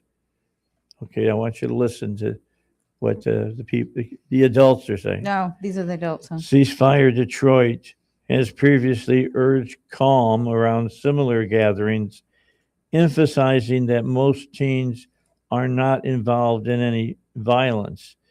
In a past statement about teen takeovers, the group said that while large crowds may appear chaotic, only a few individuals are typically responsible for the disruptions. Quote, from the sidewalk, it looked like chaos, but it was only about 40 kids actually causing trouble. 40 kids. That's a lot of kids. That's a lot of kids. Yeah, that's what I was thinking. The group said, adding that most of these kids aren't out there to do wrong. They're out there trying to be seen. Okay. They're spoiled, you mean? Yes. And nobody's watching them at home. Yeah, Ceasefire Detroit has also stressed that prevention efforts should focus on engagement, saying safety isn't just about patrols, it's about connection. Okay. Still, the events in Detroit have raised concerns about how quickly these gatherings can escalate. Look, this has been going on for a long time. Flash mobs have been around for a while. The incident came one day after Detroit Mayor Mary Sheffield stood alongside teen organizers during a Friday news conference, emphasizing the need for more spaces where young people can gather safely. Quote, last week we all saw what has Base been 44 called super agents. The team next thing you can't live takeover without. happened not only in Detroit but around the nation. What's happening here in our city is somewhat different, something powerful, unquote. She said many teams are simply looking for places where they feel welcome. They want to be part of a city and a place downtown I'm showing the video. where they feel welcome. Yeah, you can look at those cars, the way they're driving them and stuff. Sheffield said, adding that enforcement alone is not the answer.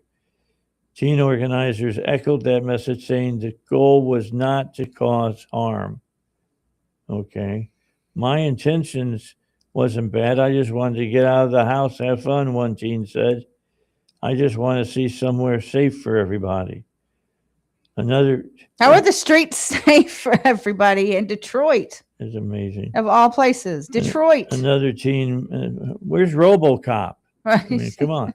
Another team acknowledged concerns about how the gatherings can escalate. The vandalism and the violence was harmful and very unacceptable, the team said. These actions put people at risk and they create an unsafe environment. City leaders say they are working to expand youth programming, extend recreation center hours, and create designated spaces for teens, particularly as summer approaches. But the rapid escalation of Saturday's gathering underscores the challenge cities face as these events can quickly grow and spiral out of control. I just wonder, if you got a kid that's under 18 and they're running wild in the streets and they get brought down by the police, one thing is that the kid doesn't get out of the hoosegow until the parents show up. And number two, you want to know from the parent what they intend to do with their kid. Yeah. What are they doing with these kids? That's what I want to know. You find out a lot of them are. They needed jobs, but they some of needed to them be are able to go to probably work at 14, 15, 16 years old. Yeah. If Give you 'em a have a job, lawnmower. you're not doing this stupid stuff. Give them a lawnmower, Yeah. do their thing. Anyway, that's what I was doing. I was trying to make some scratch when I was. Oh, I babysat at night and I worked at Dairy Queen and then Steak and Shake. And yeah, like I worked from the time I was 14, well, 12, babysitting. Go do your thing. 13, I started cleaning the apartment complex that my parents lived in. Happened to know the girl from junior high who owned it and told her, ask your dad if you need somebody to clean the hallways and behind the dryer, get the linen out and all that kind of stuff. Kids just don't do that kind of stuff. And it's just, they did. They paid, they were paying me pretty good. I was making, $8 an hour. That was pretty that's pretty good damn money. good. Just to clean up the hallway and stuff. Heck yeah, it's no problem. We do that. What happened to curfew, Dave? Oh, that's just, we're mistreating the kids. Like what happened to curfew? Like Yeah.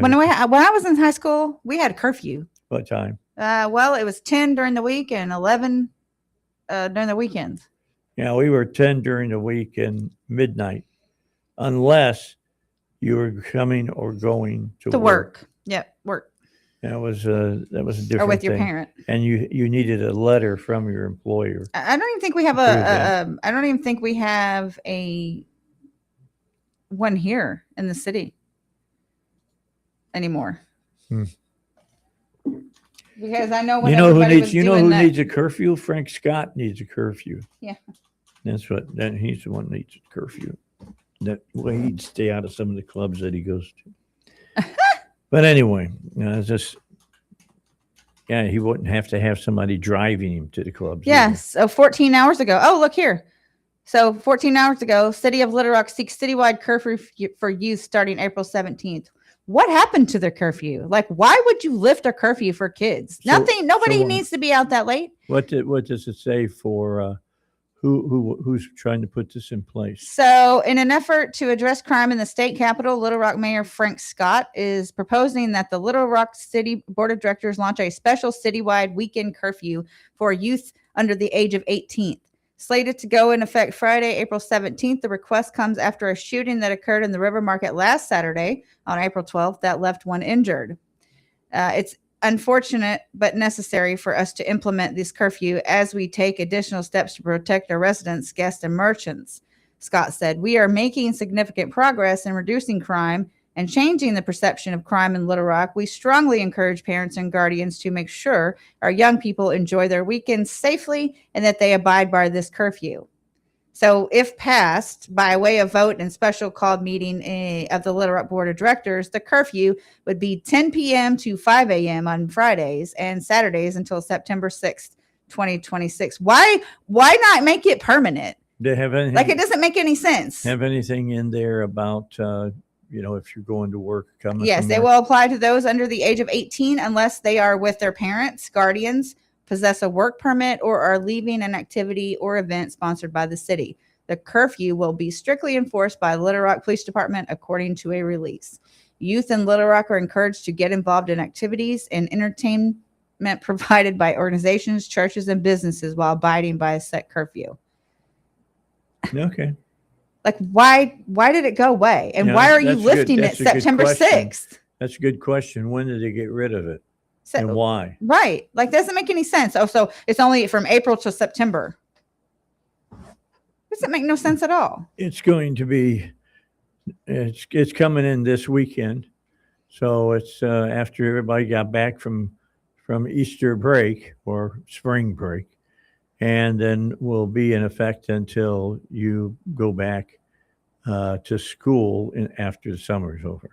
But people still get in trouble during school because a lot of people don't go to school. No, I don't disagree. So They're already These criminal kids don't go to school. Do we have truancy laws anymore? Probably not. Yeah, they probably do, but judges got better things to deal with. Yeah, shame. Although they should have, they used to have. I did when I was a kid, truancy court. Yeah, I remember that. They had judges that just saw the kids, and usually what it meant is if you were caught not going to school, they would put you to work on the weekends picking trash up. And normally during that time, you had to wear some kind of a pullover T-shirt that said that you were out causing trouble, and that's why you were out now picking up trash. A little bit of shame to go along with what it was that you were supposed to have done. All right, let's take a break. I don't know why did we take shame away from that kind of stuff? Yeah, because shame plays everybody's not plays a big part in this kind of stuff. All right, although I'm sure some kids would say it's my badge of honor. Look at that, man! I got caught. 9:19. It's a break, and then we're back, and we'll continue here on the Dave Elswick Show.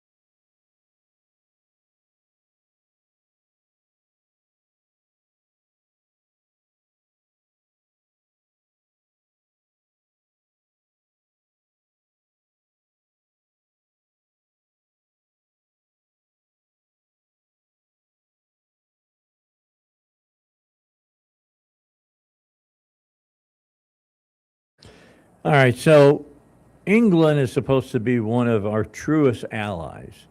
I mean, we got the bust of Churchill in the Oval Office and all the rest. And we've been friends with England for a long time. We worked hand in glove with them during World War II and during other military situations. But now we get another snub from the British Prime Minister Keir Starmer. Made an announcement on Monday. He clarified as well that UK is refusing to join the U.S. blockade of the Strait of Hormuz. Uh, Went on to say that the strait needs to be opened. Apparently, he just wants others to do all the dirty work for it. Uh, that, according to the Washington Times, in an interview uh, that he had on the BBC, Mr. Starmer stressed that reopening the Strait of Hormuz remains a high priority for his government and that the UK is committing significant resources to finding a peaceful solution. You know, usually this is how you go, well, Mel, yeah, because it is definite BS that we're hearing here. It is, in my view, vital that we get the strait open and fully open, and that's where we'll put all of our efforts in the last few weeks, and we'll continue to do so. Mr. Starmer insisted that he would not commit British vessels to a blockade that he said did not have a lawful basis or a clear, thought out plan. Now, wait a second. Iran has, for the last 47 years, attacked the free world, killing people in Spain, killing people in Britain, killing people in the United States, killing people with their proxies of groups of troops wherever they're stationed at, and on and on. So he's saying that he's not going to commit British vessels to a blockade that he said did not have a lawful basis. Yes, it has a lawful basis. That's another BS statement. Starmer did note that the UK has minesweepers in the region, but again, threw up a smokescreen on whether and when they'd be put to work for the cause. Breitbart posted Starmer all but confirmed the UK would take a part in this, but typically was short on details, either on timeline or appetite for risk. The United States needs mine countermeasures support now, but so far European powers have determined that from the idea of any deployment, while a shocking war remains on, severely reducing how useful they're willing to be. Sir Keir told the BBC, what we've been doing over the past few weeks is bringing countries together to keep the straits open. Oh, yeah? Yeah, I think that you're lying. Not shut. We're not supporting the blockade. And this is a quote, and all of the marshaling, diplomatically, politically, and capability, we do have minesweeping capability. That's all focused from our point of view on getting the streets fully open. Is Starmer, the father of the former vice president? I mean, he's talking out of every side of his mouth. We want to get energy prices down as quickly as possible. He's quoted as saying to Breitbart. What a lion sack of you know what. They're saying that he's going to lose the next election. as prime minister wouldn't surprise me, because the people are tired of the Muslim influx. He doesn't take a stance. That he doesn't. You know, they started a stops. new Saturday Night Live in the UK, but it's London now. There's 3 episodes in, which I watched it, and it's not very funny. I find it. Well, it's the British, number one. Well, but I love Monty Python. Yeah. You know, I thought, you know. Yeah, that's true. Cleese yeah. and those guys were good. Yeah, but it's really stupid. It's more about the United States than it is. Of course. And it's just like more about things we do. How about you mock the things that you people do? Yeah. Like arresting people for praying out in public. Yeah, or not having weapons. Yeah, that's good. I like that. Yeah, they should but do they can't do that because can't they get in trouble? Yeah, probably. See, so how are you going to do that? So they mock the United States. You go and you go ahead and go out. You could do a skit of a police officer turning up at an apartment building and arresting a guy in an apartment because he pulled a gun on a person who was robbing his apartment. Right, because he had a gun. Yeah, and so we'll arrest him because you have a gun. They did that to a guy that had a shotgun, and that can be used for hunting. Yeah, and not so in the UK. It can be considered a legal use of a firearm, but no. They made them illegal so nobody can leave again. You can't overthrow the government. It's really amazing what's going on. The wife of the Prime Minister of Spain, who's really, really far left, was charged with corruption. They were done with corruption. I'll bring you all of that when we get back. We got news here at the bottom of the hour, and we'll get that for you, and then we'll come back. She'll be standing trial now. And Pedro Sanchez is the hard left leader in Spain who's been fighting Trump tooth and nail ever since Trump was reelected. So we'll talk a little bit more about this, that what's going on in Spain doesn't fall that far from the tree, so to speak. Let's get to the news. SRN News, I'm Rich Thomason in Washington. One's a Democrat, the other is a Republican. Targets of sexual misconduct allegations, they're quitting Congress. Democrat Eric Swalwell of California and Republican Tony Gonzalez of Texas are calling it quits. President Trump standing firm on his insistence of a nuclear-free Iran. That's why he says the U.S. has imposed that naval blockade on Iranian ports. And there are reports of a second round of U.S.-Iran talks. It could take place later this week. The president says he's not about to apologize for his criticism of Pope Leo. Referring to the pontiff, we quote the president, "I think he's very weak on crime and other things, so I'm not going to apologize." On Wall Street this morning, stocks are higher. The Dow is up 198 points. NASDAQ ahead 267. More details, srnnews.com.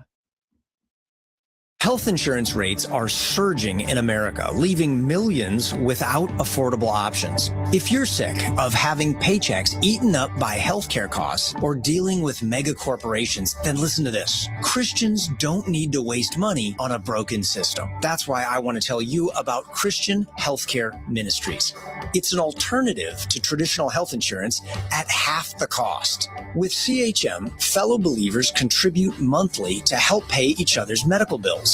There's no enrollment period, so you can join anytime. And you aren't restricted to provider networks, so you choose the doctors and hospitals you want. It's that simple. CHM is not insurance. It's a ministry that puts faith into action. Feel the difference of financial support and biblical care from fellow believers. Join CHM today by visiting chministries.org/wellness. That's chministries.org/wellness. Feel like you're trying trying to push a boulder uphill wearing skates? If you run or manage a local business today, you're challenged like never before. We get it, and we want to help. We're Salem Surround. We're a full-service marketing agency that'll help you increase your customer base by designing incredibly effective plans to reach your consumers day, night, and everywhere they might be. If you're a local business and ready for the next step, Google Salem Surround Little Rock today. Our experts are ready to help you take your marketing to the next level.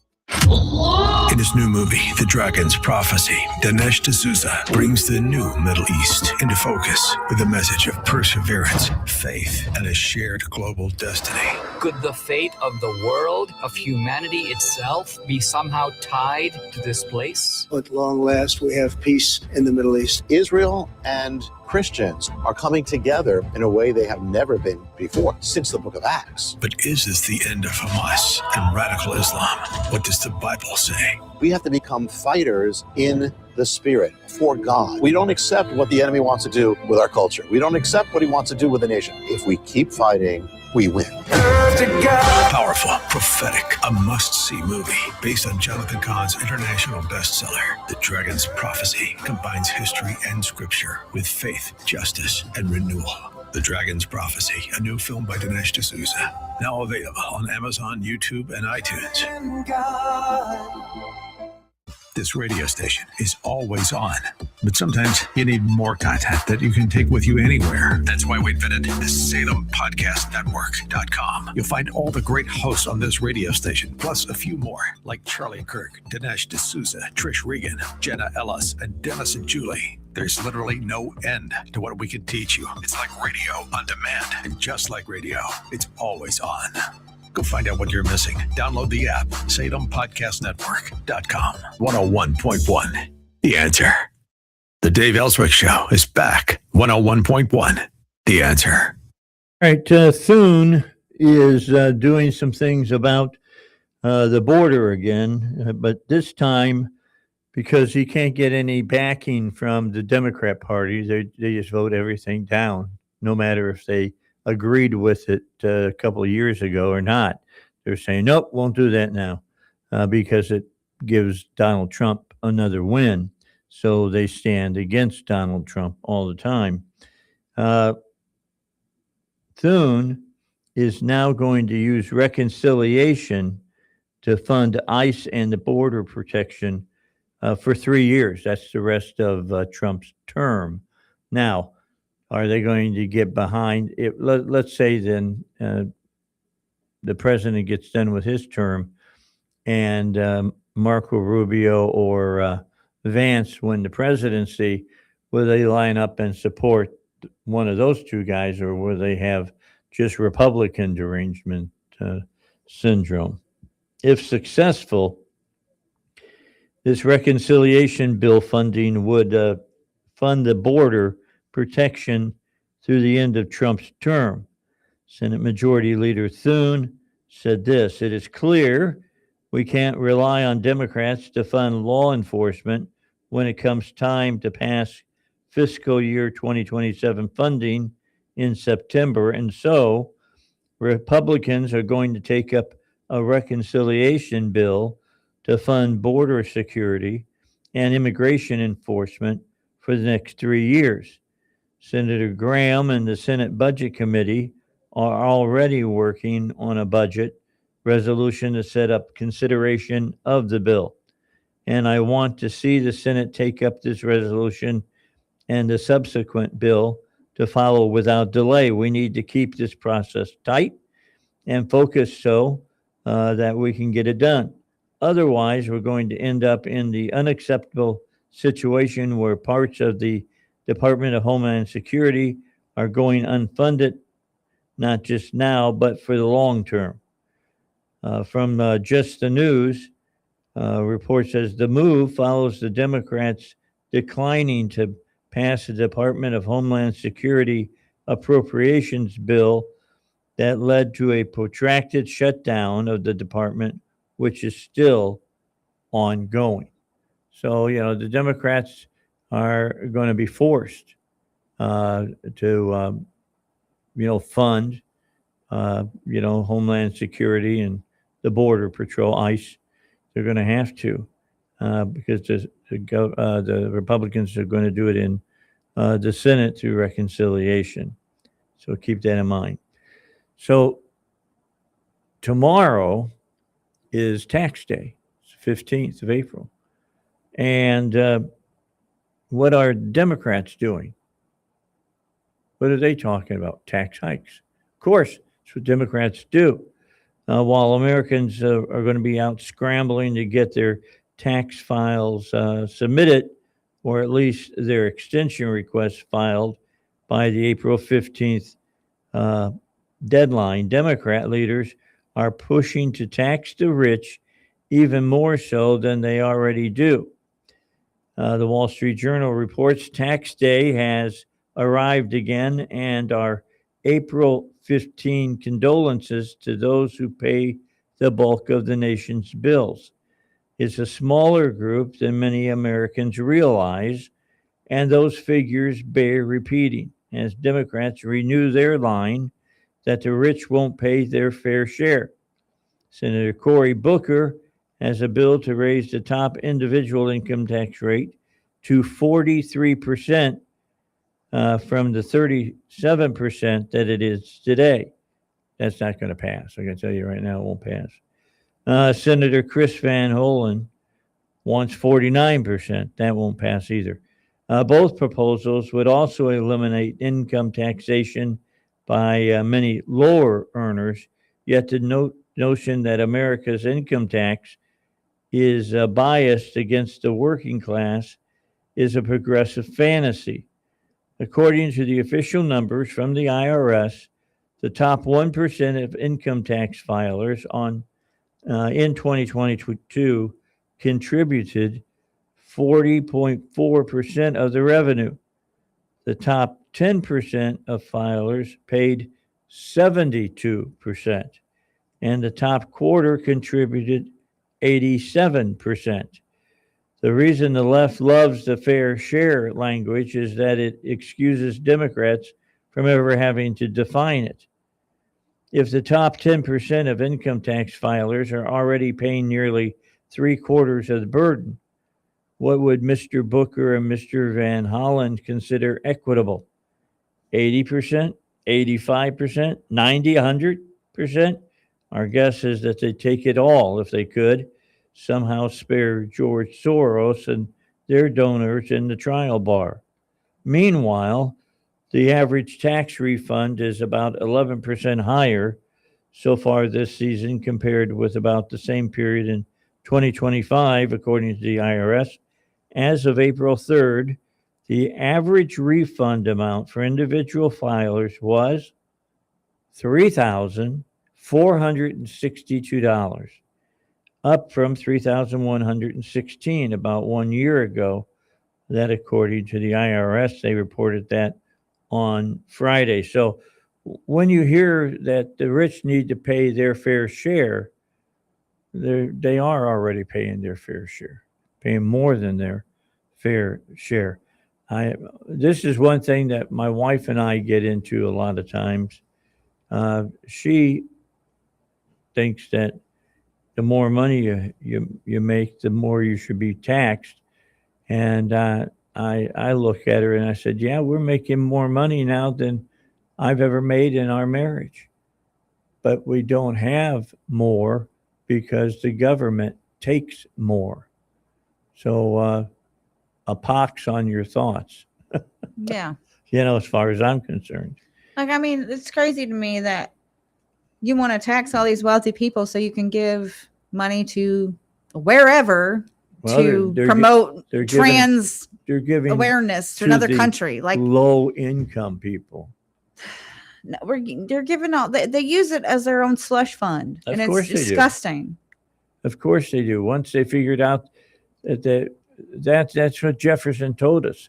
When the public figures that they can vote themselves money out of the public treasury, democracy would do what? It would die. Yep. That's what he said. It would die. Well, we've been doing it for a long time now. And I can tell you right now that this country is not as free as it was when I was younger. You could do a lot of things in the country. You can't do them now. They've made them, made it so that you can't do those things. So keep that, that's going on as far as that goes.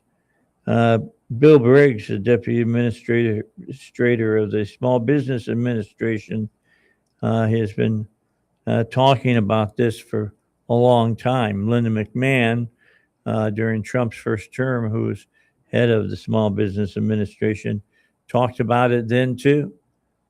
And it's that people don't understand. I don't know if it's not that they don't understand. They just want money. Mm-hmm. They want you to give them other people's money because that's what's going on here. Because other people are lazy or they can't figure out how to do it themselves, so they need your money. Yeah, they don't go out and get a marketable skill or anything like that. I mean, that's first thing I taught my kids as they were wanting to know, what do you got to do to be successful in life, Dad? And I said, get a marketable skill. Yeah. Don't Have a backup plan after that. Don't be going out and going to get a college degree because somebody's telling you that you need a college degree, and it doesn't matter what the degree is in. Mm-mm. And it does. You need a marketable way of making money. Not philosophy. Yeah. All right. So we're gonna try to get the pro-lifers on tomorrow, Actually, which I belong, so that we can talk to them about how the Biden administration was persecuting pro-life groups. We have Arkansas Right to Life on. Okay. Amber Singleton. All right. She's the new person who's running the program, and be fun. Is she coming into the studio?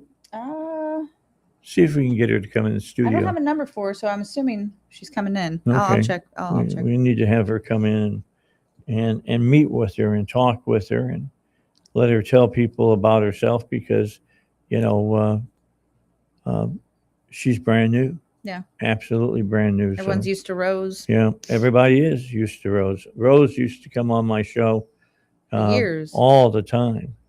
And, my goal with her was I would tell her, okay, you tell me what you need everybody to know about what's going on here in Arkansas, and I'll tell them what the pro-deathers are up to. And she would never say she's called them pro-choice. I call them pro-death. Yeah, I mean, this report, when you looked at me a while ago, and I was just like going, Yeah. my facial, because I was reading this, and what I read was just ridiculous. Because the thoughts in my head are like, you're literally sending people to prison for saving babies. Oh, yeah. Like the Biden Department of Justice has weaponized federal law to prosecute pro-lifers and to give them longer sentences in prison. We could talk to Clint about that. He was counsel for a group there in Tennessee that were found guilty of a federal law that said you can't block the entrance to an abortion clinic, and I think some of them were getting well over 20 years. Well, that's what this is. The Department of Justice under Biden withheld evidence and approved aggressive arrest tactics when targeting pro-life defendants, and then slapped them with longer prison sentences than pro-abortion ones, according to an explosive internal review released today. The Department of Justice revealed the stunning abuses in a nearly 900-page report after examining more than 700,000 records related to the Biden administration's prosecutions under the Freedom of Access to Clinic Entrances Act. There you go. Yep. Yeah, And check this. This is the part that had my head rolling. Former Attorney General Merrick Garland set up a national task force to pursue cases against pro-lifers the month after the Supreme Court overturned Roe v. Wade in June 22. Like, how do you spend taxpayer dollars to go after people who are trying to save babies? Yeah. Like, it just baffles my brain. There's the left. I mean, that's what they do. This is what they do. It just baffles me. They'll let the courts do it for them, though. So anyway, we'll talk to Clint about that. There was a lady that he represented that was nearly 70 years old, if I'm not mistaken, and she got 20 years in prison. She was going to die in prison. Well, after this now report, I they think got out. I think I'd be going back and taking a look at this report and see if those were one of the cases. Well, they're getting out. They're already out. They got out. The president. But anybody who Let has them been out. arrested and served a lot I of time. think so. I that's a wonder good if you idea. I wonder if you can sue for that. Like, We'll talk to Clint about it. yeah. Clint's going to be with us here in about 15 minutes to bring us up to date on the Secretary of State race and what's going on with that. And, where are we in the court system, yada, yada, yada. So we'll be talking about that here in just a few moments. But right now, I'm going to let some of our advertisers talk to you. And we're going to pay some bills, and then we'll be back and finish up the 9 o'clock hour. It's going fast today here on the Dave Elswick Show. Looking for heavy equipment but don't know where to buy? Purple Wave Auction has you covered. Always online and always no reserve. It's your destination for construction or ag equipment ready to work. We even sell semis, trailers, and fleet equipment for your operation. Best part? It's free to join. Head to purplewave.com. That's purplewave.com. Sign up for a free account and start today. Purple Wave Auction, the easiest and most straightforward way to buy and sell equipment. When your car is making a strange noise, no matter what it is, you can't just pretend it's not happening. That's an interesting sound. It's like your mental health. If you're struggling and feeling overwhelmed, it's important to do something about it. It can be as simple as talking to someone in your community, or just taking a deep, calming breath when you need it. Nice.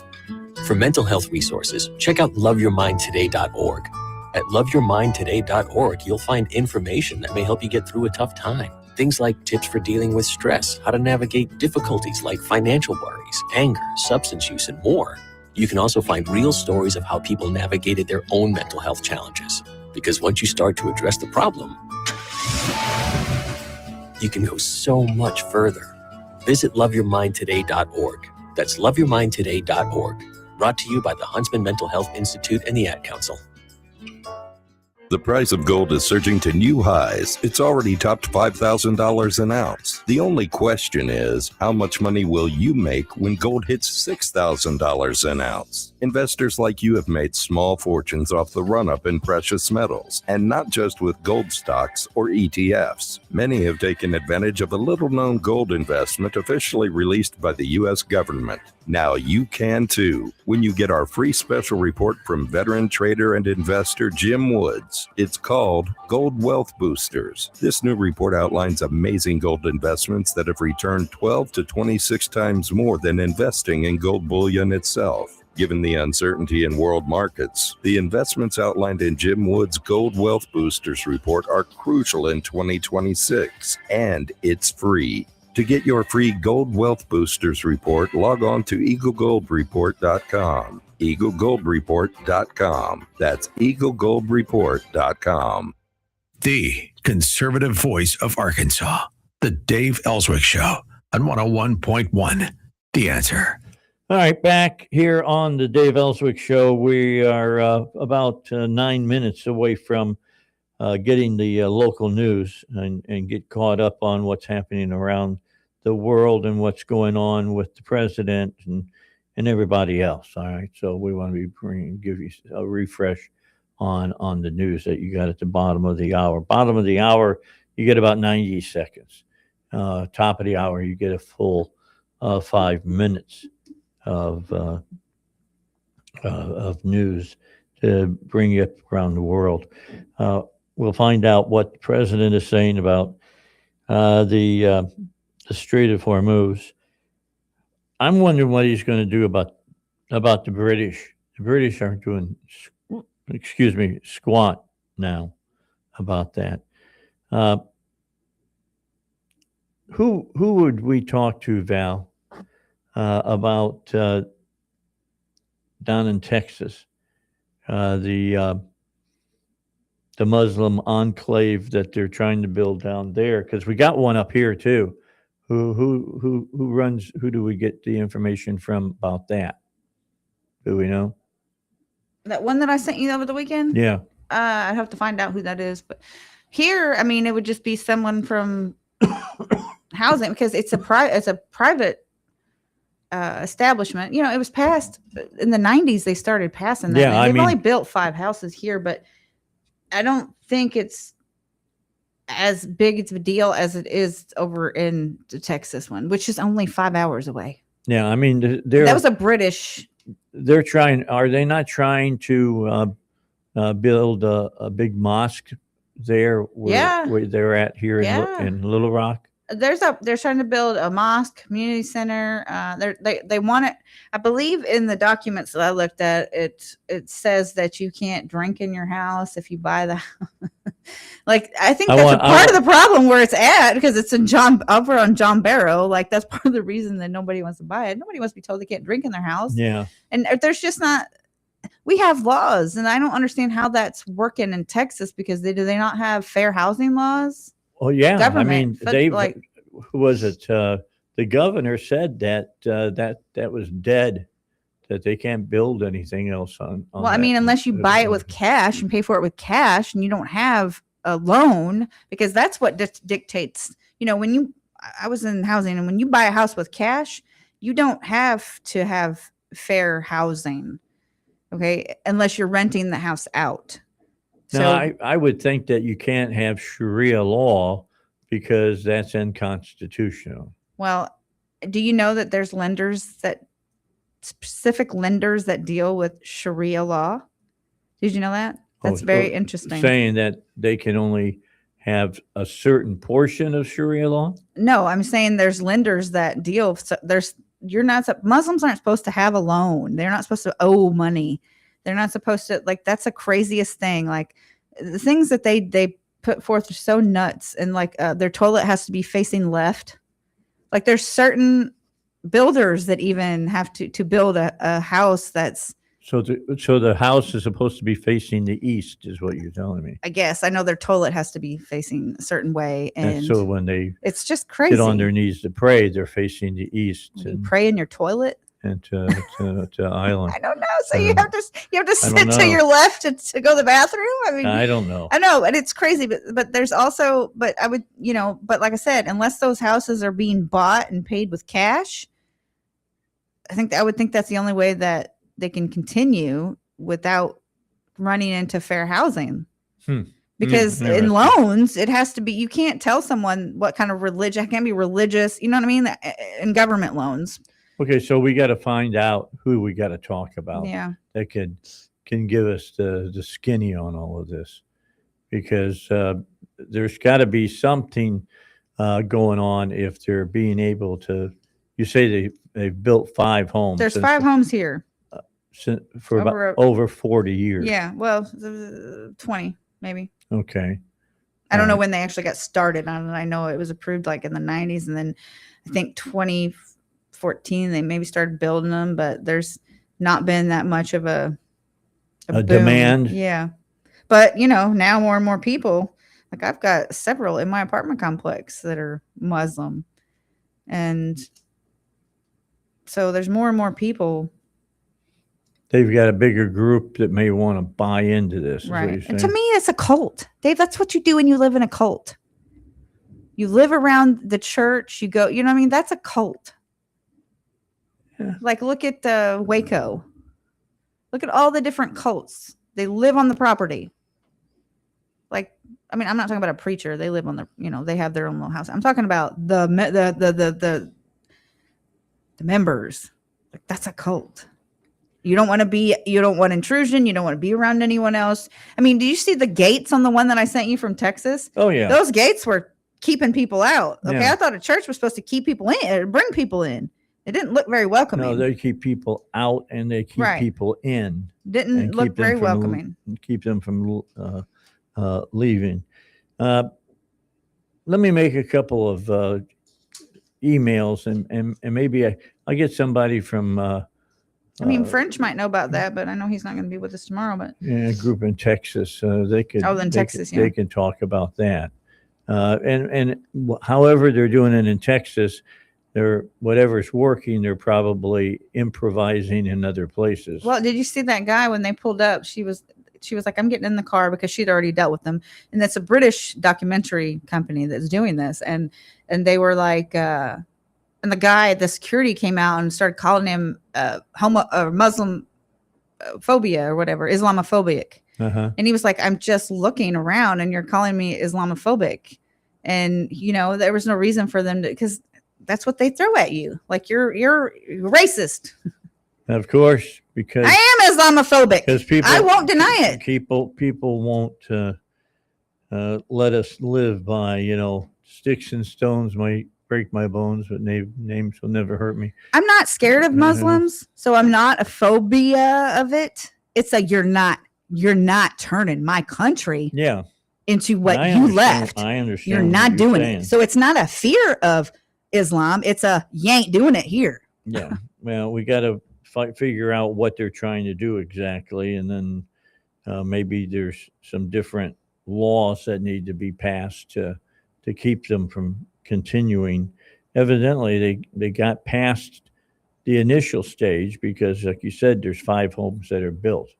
I mean, if that's all they've gotten in 20 years, demand. It's not like everybody is demanding a home over there. But there's more of them coming here now. See what's going on.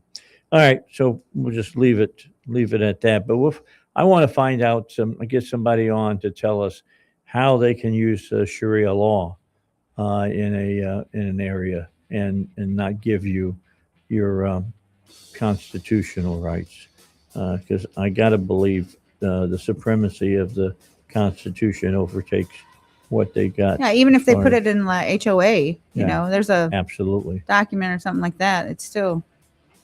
You still can't. It's my house. I can do whatever I want. Yeah, you can't. I mean, not whatever I want, go but over. I can drink alcohol. You still can't go over the supremacy clause of the United you States. can't marry a 12-year-old and live there. No, and Sorry. they can marry down to 9-year-olds. All right, let's take a break, and we'll talk about what's going on in the Secretary of State's fight that's going on right now, and we'll talk to Clint Lancaster about this thing about we found out that Biden's people were out to get pro-lifers and have them sent to jail for a lot longer time. That's all coming up on the Dave Elswick Show.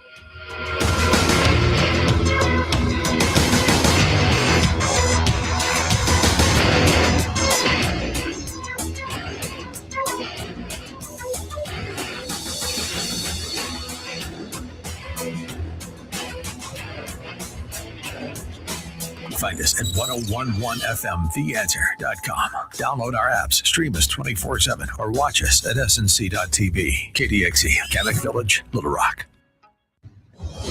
Breaking news this hour from Town Hall. I'm Rich Thomason.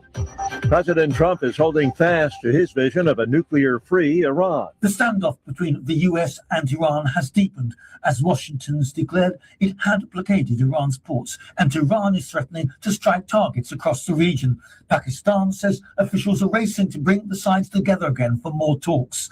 Though last week's ceasefire is appearing to hold, the showdown over the Strait of Hormuz has risked reigniting hostilities and deepening the region-wide war's economic fallout. The blockade applies to vessels going to and from Iranian ports. The move could restrict the passage of the few ships that Iran considers friendly, which have been permitted to traverse the strait, as Iran has curtailed maritime traffic since the start of the war. I'm Charles de Ledesma. And there are reports a second round of U.S.-Iran talks could take place later this week.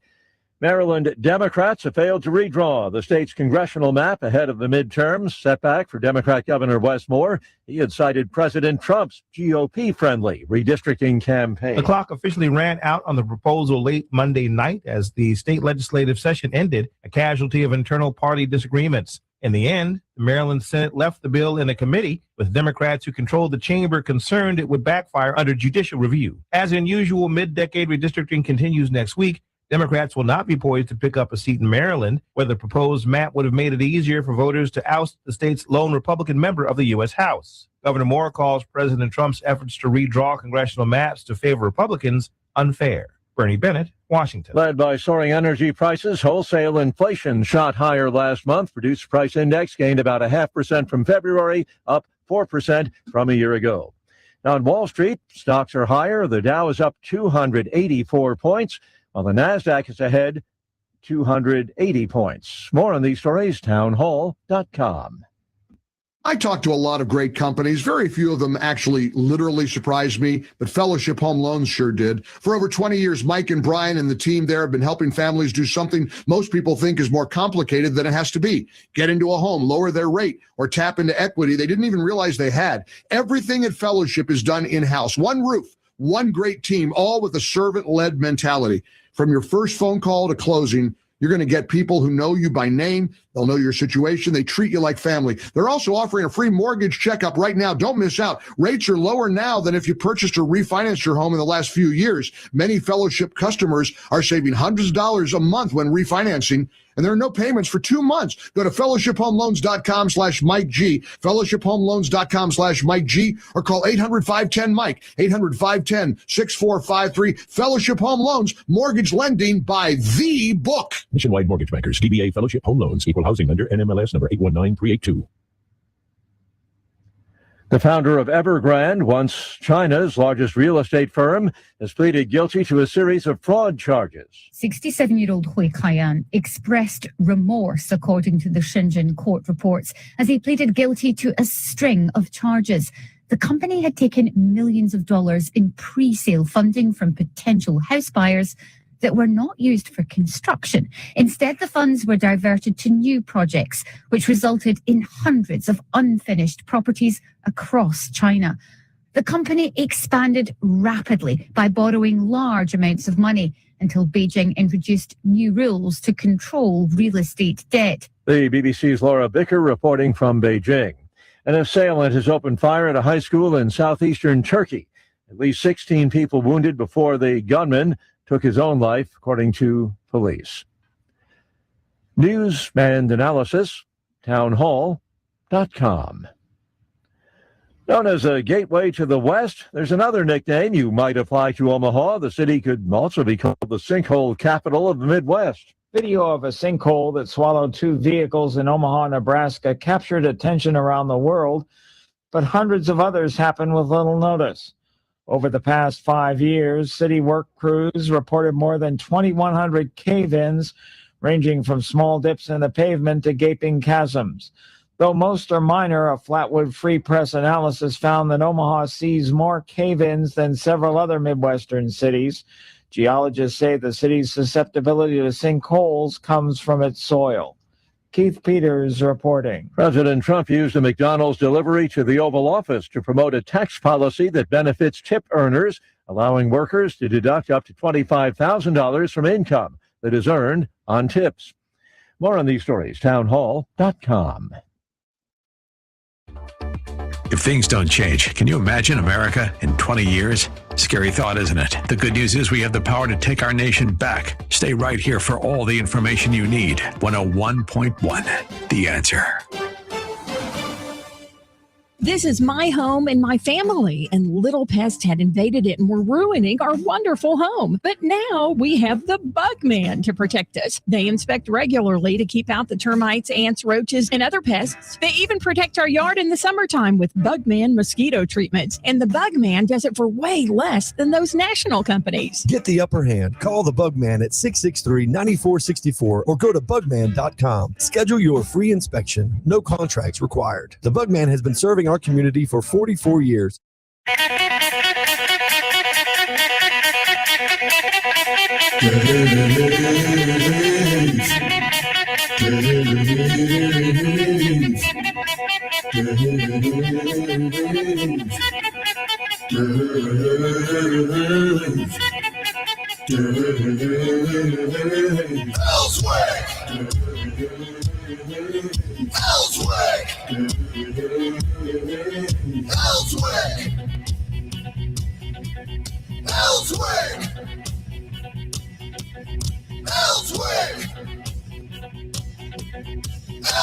All right, back with you last hour of the Dave Elswick Show for a Tuesday. And it's been a good show thus far today. It really has been. We've been talking about all the different things going on around the world and going on here in the States. And Clint Lancaster joins us on the Dave Elswick Show. Waiting Clint, for him to call. we're still waiting for him? Mm-hmm. Okay, so as soon as you call, Clint will get you and on, and we'll talk to him.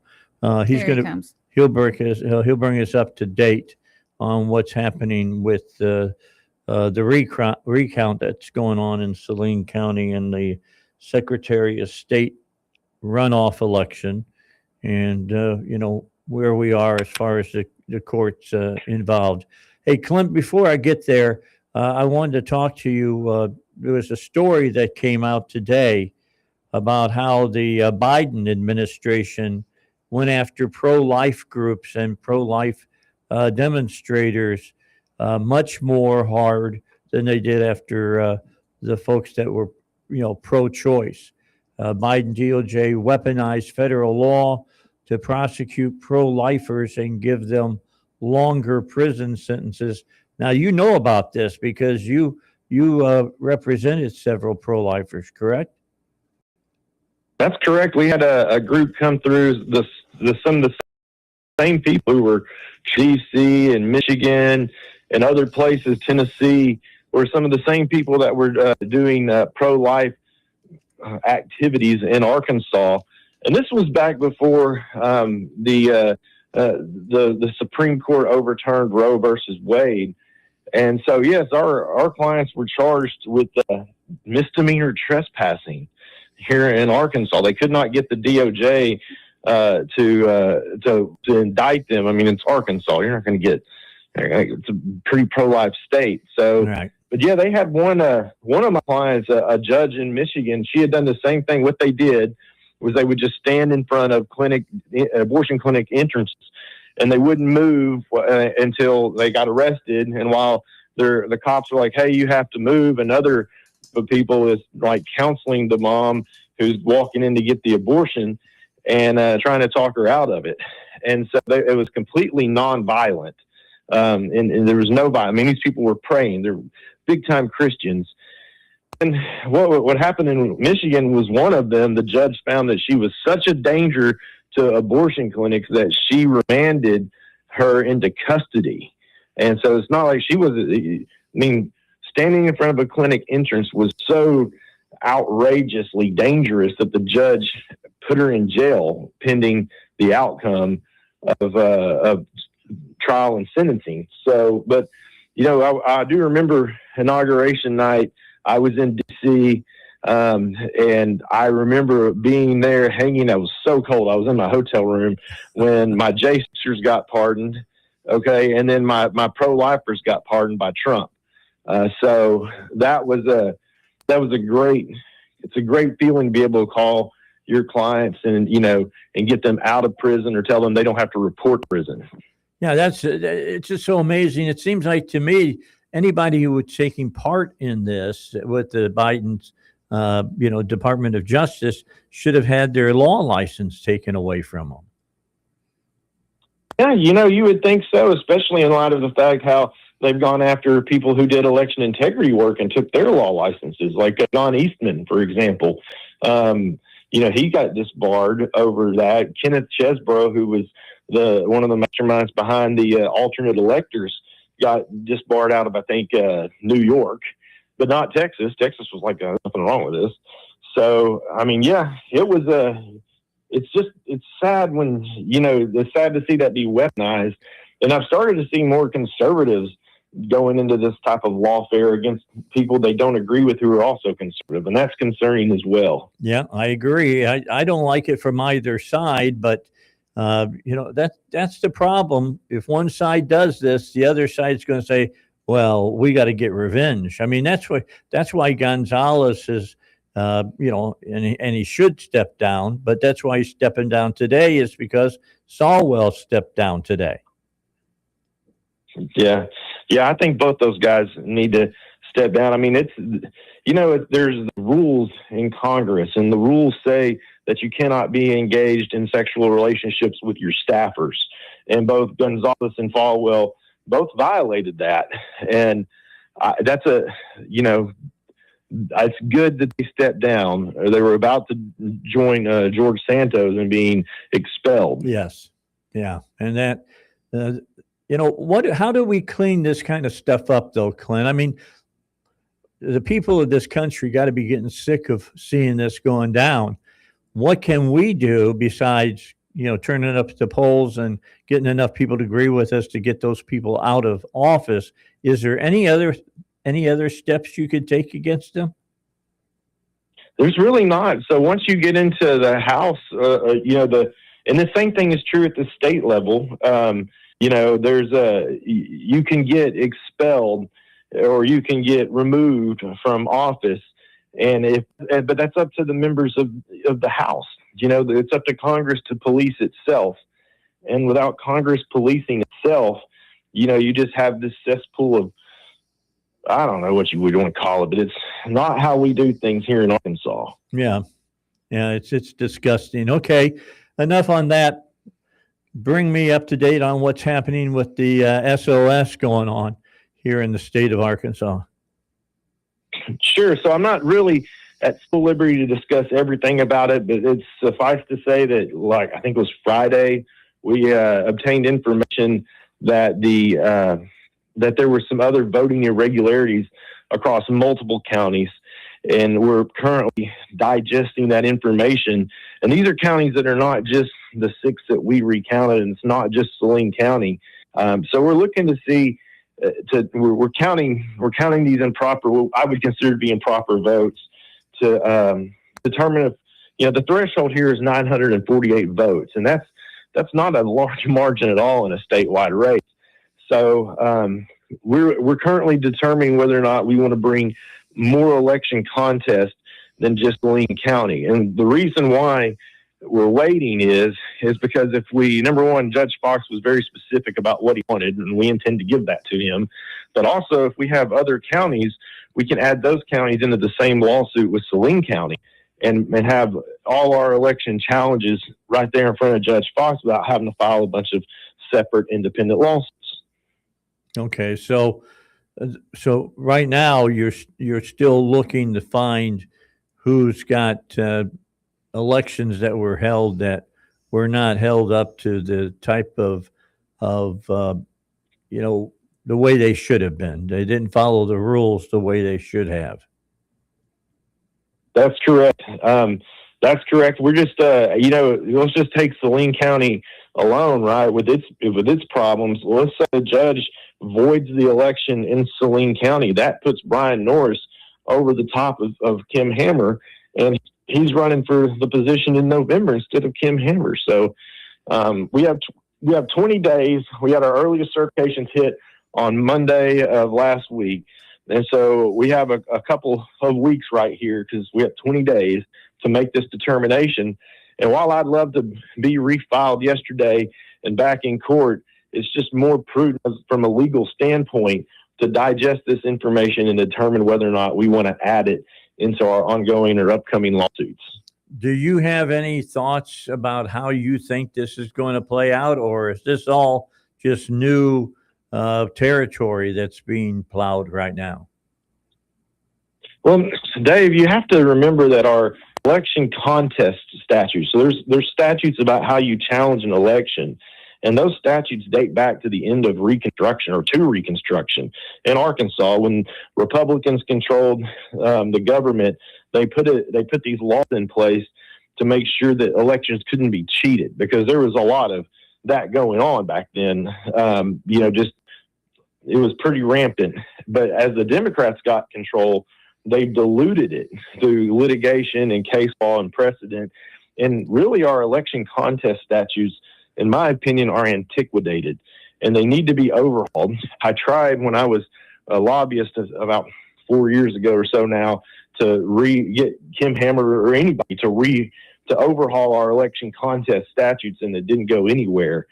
But I think, I guess to answer your question with that, I preface that to say there's really no telling what's going to happen here. The question is going to be, does the judge think that the results are seriously in doubt? What is the judge going to do is the biggest question that faces a lot of lawyers in a lot of cases, and this one's no different. All right, so you've kind of brought us up to date on where we're at. We've got to wait until we see what happens. Is that basically is what you're saying? So when you say you have 20 days, is that 20 business days? No, it's 20 straight days. Okay. 20 days, counting weekends and holidays. And I think I have to go back and look at my notes, but I think that we tagged that date as being sometime, not this, maybe next Monday or the Monday after. I can't remember. I'm not in front of my computer at the moment. Okay. But we're watching it. We're tracking it like a hawk. All right. Well, let's, if something happens, you have Val's number, you give her a call. We'll get you on that day to talk about what has changed. How's that? Sounds good. And I will be glad to keep you and Val updated and your listeners. And, when I have an update, I'll reach out. Until then, thank you for having me on your show again. No problem, Clint. I appreciate your time. And as our listeners know, I have a lot of respect for your jurisprudence that you practice. So thanks so much for being a part of the Dave Elswick Show. Thank you, sir. We'll talk soon. All right. Bye-bye now. All right. That's Clint Lancaster. And he's a good lawyer, man. He really is. He's been all over the United States dealing with electioneering, as I like to call it. I could have used him back in the 60s in Chicago. I'm just telling you. I mean, when I make the statement, vote early and vote often, that's a mantra in Illinois and Chicago. Democratic Party there is so corrupt, it's absolutely ridiculous. No, imagine that. And then, when Daley Sr. Was the mayor of Chicago, he delivered the necessary votes to John Kennedy to win the election that year.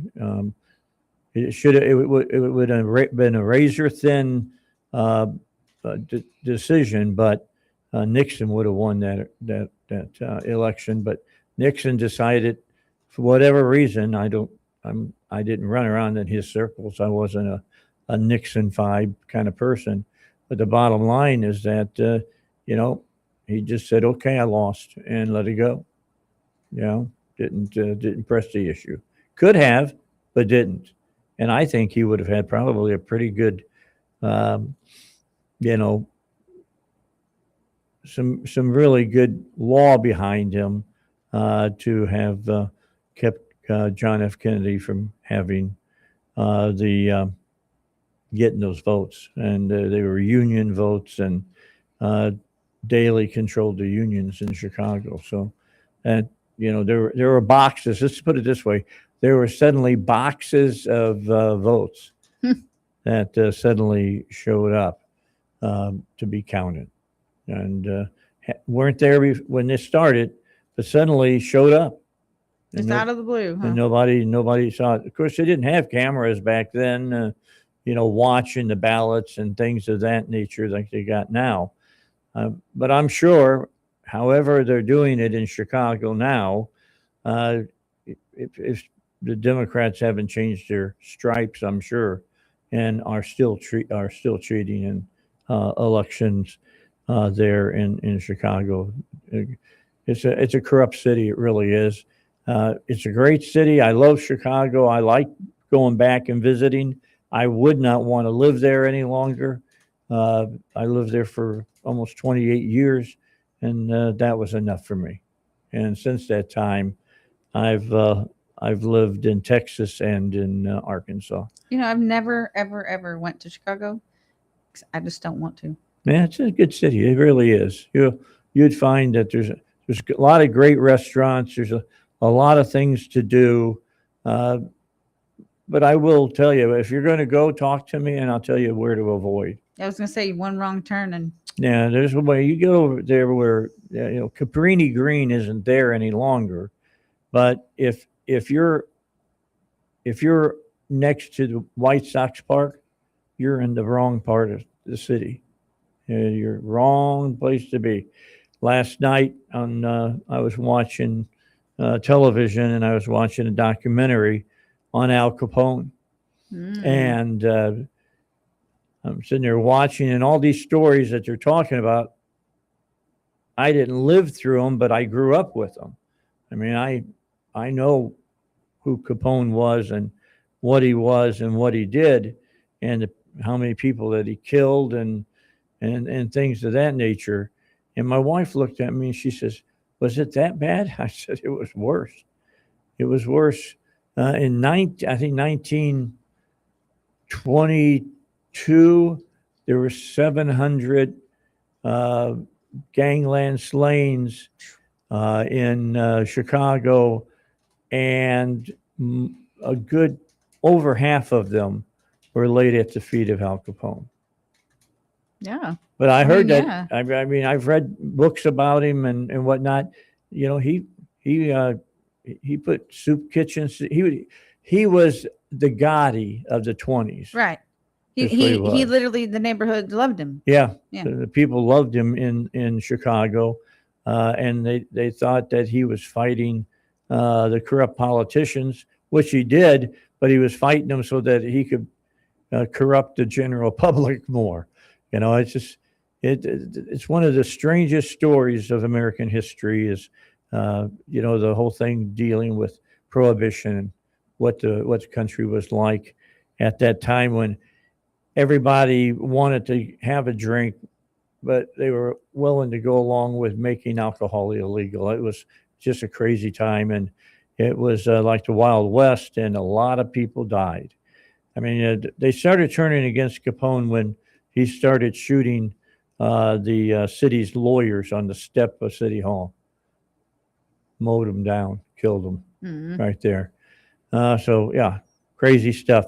I mean, if I talk about Chicago to some people, you know, they want to ask me about the St. Valentine's Day Massacre, Bugs Moran's people and all of that.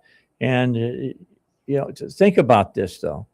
They killed 5 guys at that, and it's still known as the St. Valentine's Day Massacre. Yeah, And because now we don't even think twice about it. No. All right. Back then, that was shocking. The people woke up on Sunday morning, opened up their newspapers, and right there in black and white were all the pictures of these gangsters laying on the floor of the garage, and they had been, shot with Tommy guns. And 2 of the guys that were shooting them were in police uniforms. So just really crazy times. All right, 10:24, we'll take a break. It's the Dave Elswick Show here on 1011 The Answer. In the world of generators, trust, not marketing, defines success. Northside Power is the trusted name when the power goes out. We're ranked #1 in generator sales, service, and installation. No gimmick and no side hustle. No matter your home's needs, Northside Power installs, service, and monitors generators 24/7. When the power goes out, excuses don't keep your lights on. Experience does. That's Northside Power. Generators isn't something we do, it's all we do. Do you owe $10,000 or more in credit card debt or personal loans? With credit card debt at all-time highs, Debt Relief Advocates is urgently notifying consumers of debt relief now being made available, designed to aid consumers with out-of-control credit card debt. Those who qualify and enroll for this relief program will only have to pay back a fraction of what they owe. This is not bankruptcy or a debt consolidation loan. This is a relief program that credit card companies would rather you not know about, as it ends your debt nightmare and saves you lots of money. Consumers owing at least $10,000 in credit card debt or personal loans can now take advantage of this debt relief as the cost of living skyrockets. Debt Relief Advocates has established a relief hotline for you to call to learn what debt reduction you may qualify for, so don't wait. For this free information, call the Relief Hotline at 800-522-2174. 800-522-2174. 800-522-2174. In a world where more and more people decide what's right and wrong based on how they feel, what happens when feelings become the only moral standard? If emotions alone define truth, then who decides why murder, theft, or violence are wrong? And if someone feels justified in destroying property or harming others, on what basis can society say they're wrong? For 50 years, Dennis Prager has challenged audiences around the world to think deeply about the moral foundations of civilization. In his new book, If there is no God, he confronts the biggest questions of human existence. Why does evil go unpunished? Why do innocent people suffer? And can morality survive without God? Whether a believer, a skeptic, or somewhere in between, this book offers serious answers for a morally confused age. Clear, provocative, and accessible. If There Is No God by Dennis Prager. Available now at pragerstore.com. That's pragerstore.com. For decades, Dennis Prager shared his wisdom with listeners around the world through his lectures, courses, interviews, and debates. Now, for the first time, the collective wisdom of Dennis Prager is being made available as a podcast. Listen to Timeless Wisdom with Dennis Prager, with new episodes released for a limited time only as a podcast. Subscribe for free today at DennisPrager.com. That's Timeless Wisdom with Dennis Prager, exclusively at DennisPrager.com. The Dave Elswick Show continues now. 101.1, The Answer. As we move into the news at the bottom of the hour, the president just made a post on Truth Social saying, Europe is desperate for energy, and yet the United Kingdom refuses to open North Sea oil, one of the greatest fields in the world. Tragic. Aberdeen should be booming. Norway sells its North Sea oil to the UK at double the price. They are making a fortune. UK, which is better situated on the North Sea for purposes of energy than Norway, should drill, baby, drill. It is absolutely crazy that they don't. And no more windmills, okay? President DJT. It's a good post by the president. But it's all those really crazy green people that have enough of power in the UK that they keep them from drilling in places where they know they got tons of oil. They just they won't do it. And to say that the Parliament in England is out of their minds is an understatement. Really is an understatement. But the president continues to see a lot of this stuff, and they continue to not look into it and take care of it. All right, news is coming up here in less than 30 seconds, so let's do that. Then we'll come back and finish up our Tuesday edition of the Dave Elswick Show. Tomorrow, we'll have Congressman Westerman on, and we'll have some other guests on as well. But right now, we got your news for you right here on the Dave Elswick Show. With SRN News, I'm Rich Thomason in Washington. An appeals court panel says federal judge James Boasberg must end his intrusive contempt investigation of the Trump administration for failing to comply with an order to turn around planes carrying Venezuelan migrants to El Salvador last year. The court finds Boasberg abused his discretion in forging ahead with criminal contempt proceedings. President Trump suggests Iran's uncompromising stance in public when it comes to reaching a peace deal with the U.S. is mere public posturing. Pakistan continues trying to arrange another round of U.S.-Iran peace talks following last weekend's first round of negotiations in Islamabad. There are reports that a second round of discussions could take place before the week is over. Stocks higher on Wall Street. The Dow is up 316 points. NASDAQ trading 325 points higher. This is SRN News.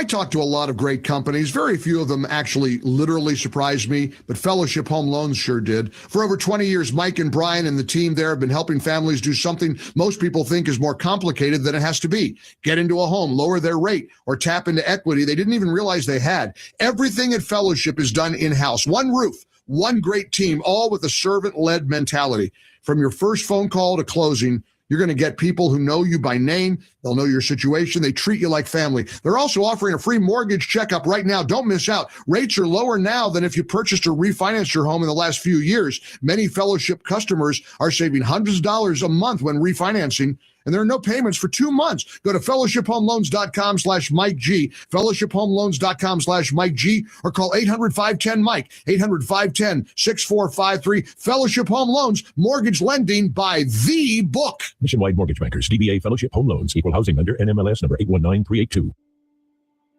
You served behind the desk. You served in combat. You did 4 years and got out. You were drafted. You gave 20 years. You gave exactly what your country needed. And so did you. When you raised your hand and swore an oath to your country, when you put your name on the dotted line, you became part of only 1% of Americans who did the same. You are a veteran. You are a veteran. You are a veteran. Because no matter when, where, or how you served, you made a sacrifice for your country, and you deserve support. If you're struggling with life after service, don't wait. Reach out. Reach out to a loved one, to a fellow veteran, to VA. Find resources at va.gov/reach. Brought to you by the United States Department of Veterans Affairs and the Ad Council. Real talent is defined by what people can do, not where they learn to do it. So by stopping at the education section of a resume, you might throw away the perfect hire. You might miss someone who has valuable skills to offer to help your business thrive right now and in the future. Because the truth is this: Skills First Hiring helps you see talent others miss, like more than 70 million stars, skilled through alternative routes. When you let their story unfold, you gain a competitive advantage, because hiring managers who start with skills are 60% more likely to find a successful hire. See the real person, complete. See what others miss. Hire skills first. Learn why it's a competitive advantage at tearthepaperceiling.org. Brought to you by Opportunity at Work and the Ad Council. As veterans, we're no strangers to helping others. It's what we were taught, trained, and told to do. It could be for anything. Helping a friend move. Listening to a fellow veteran for hours, at any hour of the day. Or just simply making time for people. A neighbor, a loved one, or even a stranger. We're often the first to help others. There's no question about it. But we do have one question for the veterans listening. When was the last time you reached out for help? Perhaps it's time to do for yourself what you would do for others. If you or someone you know needs resources, whether it's for stress, finances, employment, or mental health, don't wait. Reach out. Find more information at va.gov/reach. That's va.gov/reach. Brought to you by the United States Department of Veterans Affairs and the Ad Council. You can watch the show right now. The Dave Elswick Show is streaming live on Facebook. This is 101.1, The Answer. All right, back with your Dave Elswick Show.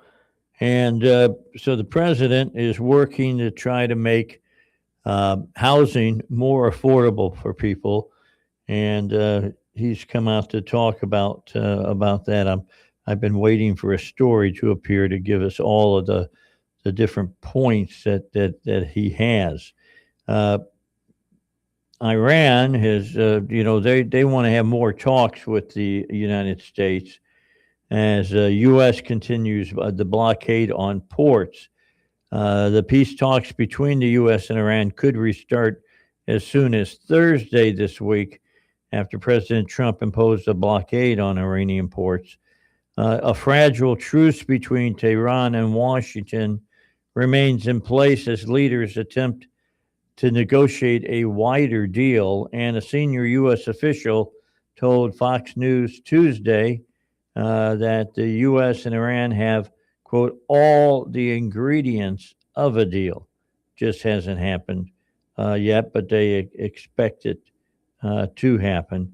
If you want to see how crazy it looks over in the Strait of Hormuz, you can pick up a story on Fox News that says U.S. and Iran have all the ingredients of a deal, according to senior officials, and they have a a computer shot from one of our satellites, and they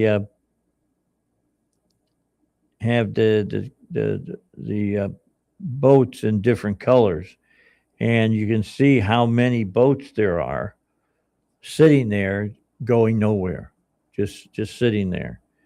And Jonathan Schwarzer, executive director of the Foundation for Defense of Democracy, was talking about the effectiveness of the U.S. blockade at the Strait of Hormuz. The story goes, the U.S. and Iran have all the ingredients of a deal, but have yet to come to a final agreement. That, according to a senior U.S. official who was talking to Bill Hemmer today. A lot is happening, and a lot will happen again tomorrow. That may be why Congressman Hill won't be with us. He's been part of all of that. We have all the ingredients of that deal, but it's not all there yet. The official added that President Trump's blockade on the Iranian ports has Tehran really fearful and more open to making a deal. U.S. General Command says it successfully blocked all vessels traveling to and from Iranian ports and coastal areas in the first 24 hours. CENTCOM says the blockade is being enforced impartially against vessels of all nations entering and exiting Iranian ports. It added that 6 merchant vessels complied with U.S. directions to turn around. More than 10,000 U.S. service members are participating in the blockade, including over 100 aircraft and 18 warships. So that's that's where we're sitting right now. There could be new talks as early as Thursday with the Iranians, but we'll just have to sit and wait and see, because right now the president is putting all kinds of pressures on Iran. He's broken them militarily. That part of the operation is over. Now he's getting to the point where he's ready to break them completely economically. And if he does that, Iran, as we know it, is going to be where it doesn't hardly exist anymore as far as that goes. U.S. Ambassador to the UN, Mike Walls, said that Treasury Secretary Scott Bessent says that the price hikes seen since the Iran war are transient, and he predicted that, look, they haven't even made their 6 weeks yet. They said 4 to 6 weeks. We're just closing in on the last week. Bessent made the statement Tuesday as the U.S. enforces a blockade on Iranian ports. Quote, there is nothing more transient than what we are seeing now. So, the conflict is going to end. Prices are going to come down, and then headline inflation will come down. And with that, gasoline prices will come down. We've seen them edging back down in the past 10 days. Benson went on to say that the U.S. will not allow passage for any countries or companies that pay Iran's fee for passage through the Strait of Hormuz. Now, China has been slamming the U.S. military blockade as a dangerous and irresponsible move. Of course, they're going to say that because they get about 20% of their oil from the Iranians. The U.S. blockade on the Strait of Hormuz, in effect, as Trump warns Iranian ships are going to be eliminated. He said any of them that try to run the blockade basically are going to find out what the cartels have found out about trying to run drugs here into the United States. And China slammed the ongoing U.S. military blockade of the Strait of Hormuz as a dangerous and irresponsible move. The remark from the Chinese Foreign Ministry spokesman came after the U.S. began enforcing a blockade on Iranian ports and key waterways at 9 o'clock Monday. President Trump ordered the blockade after peace talks with Tehran collapsed over the weekend. Quote, with the temporary ceasefire agreement that's still in place, the United States ramped up military deployment and resorted to a targeted blockade. This will only aggravate confrontation, escalate tension, undermine the already fragile ceasefire, and further jeopardize safe passage through the Straits of Hormuz, said the Chinese diplomat. A complete ceasefire can fundamentally create conditions for easing the situation. We urge relevant parties to honor the ceasefire agreement, stick to the direction of peace talks, and take concrete actions to de-escalate the situation so that normal traffic via the strait will be able to resume as soon as possible. The White House did not immediately respond Tuesday to make a comment about what the Chinese were saying. The Strait of Hormuz is a narrow waterway between Iran, Oman, and the United Arab Emirates, and is one of the world's most critical energy choke points. It carries roughly 20 million barrels of oil a day, along with about 1/5 of global liquefied nat gas. And that is something that you need to understand, that there's a whole lot of oil that flows through there and natural gas. So, and it's hurting China because they take 20% of it.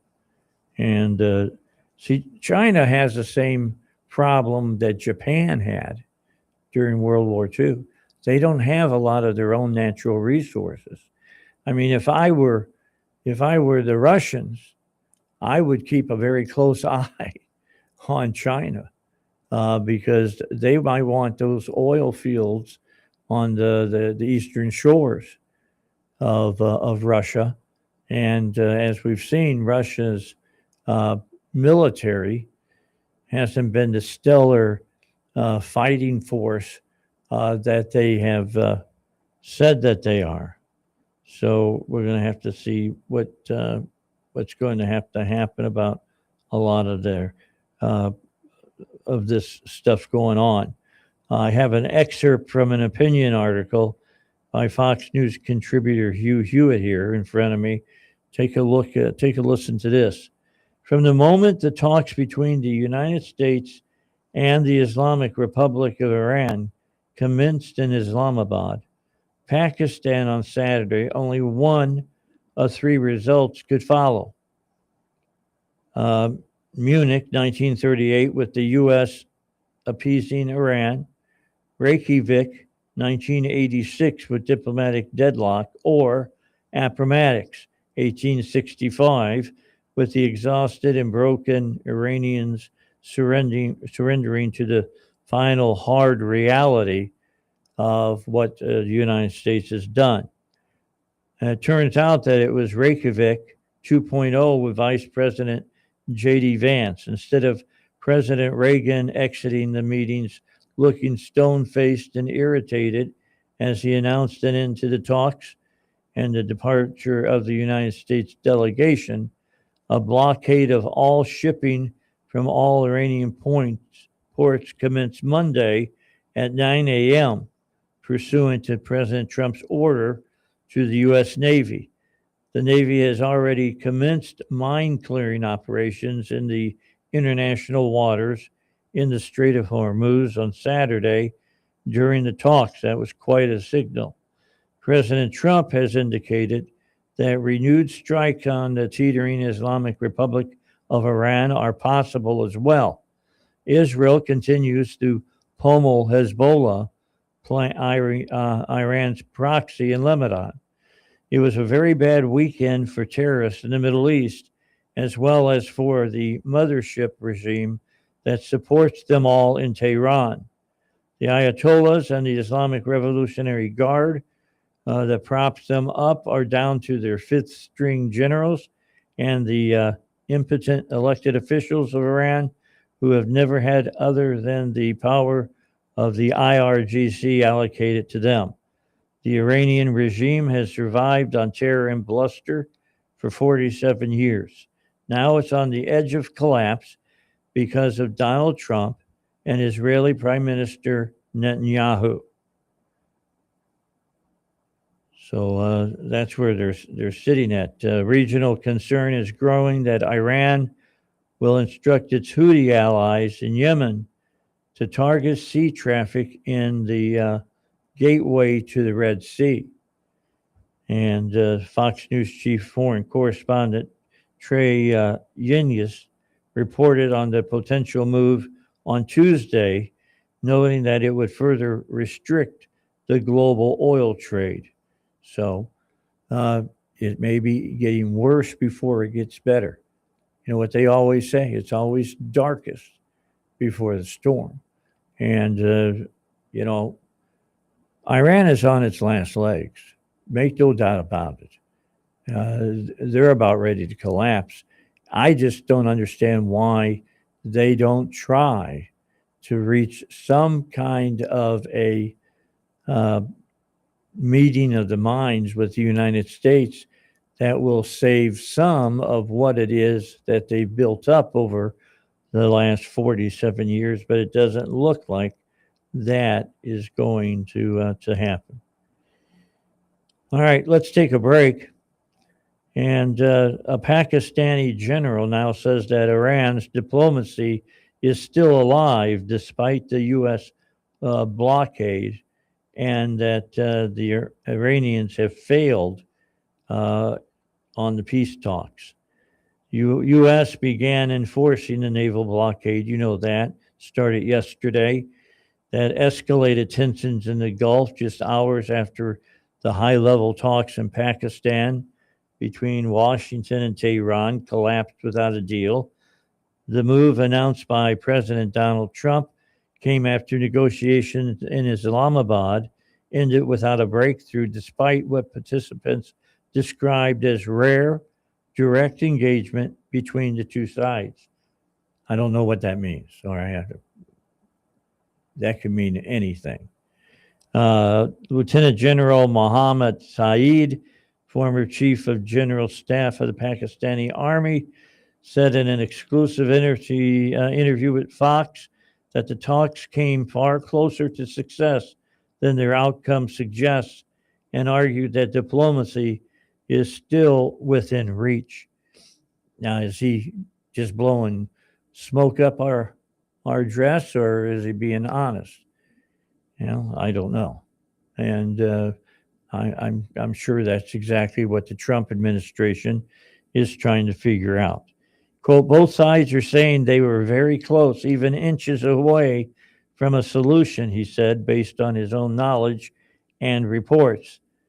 Now, Saeed did retire in 2023, but remained part of the core team handling operational planning, internal security coordination, and sensitive periods of political tension. They talked to each other in a very friendly manner. There was from both sides an expression of accommodation and understanding from each other.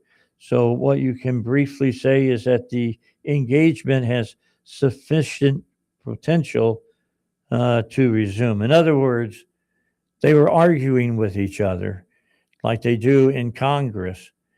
And as they're out on the floor speechifying and saying what they want to say, they say things like, the gentleman from North Carolina made the statement, you know, they talk like that, all right, being real nice, but aren't willing to even give an inch. It has been said that Iran's military capabilities have been significantly downgraded, saying its Navy has gone, their Air Force is gone, Their anti-aircraft is gone. Their radar is gone, and their leaders are gone.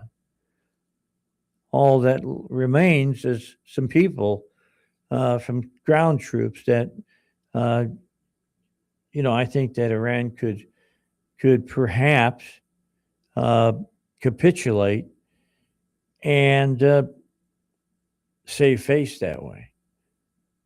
If they will, it's a different story. I think the IG folks are the ones that are making the calls now. It's the military that's in control, and they're the ones that are making these veiled threats and saying this is what could happen if this continues the way it is. All right, our final break. It's about 7 minutes till news. So we'll come back and finish it up in a second. I think you have a pretty good idea now what we're talking about in the Middle East right now. I've given you all the latest news that we have from different organizations around the world. With that in mind, here's your break, and then we'll be back on the Dave Elswick Show. There's a real battle going on, not only for our future, but that of our children and grandchildren. How do we ensure they have it better than we do? One way is to keep listening to us. We're your information source in the battle. 101.1, The Answer.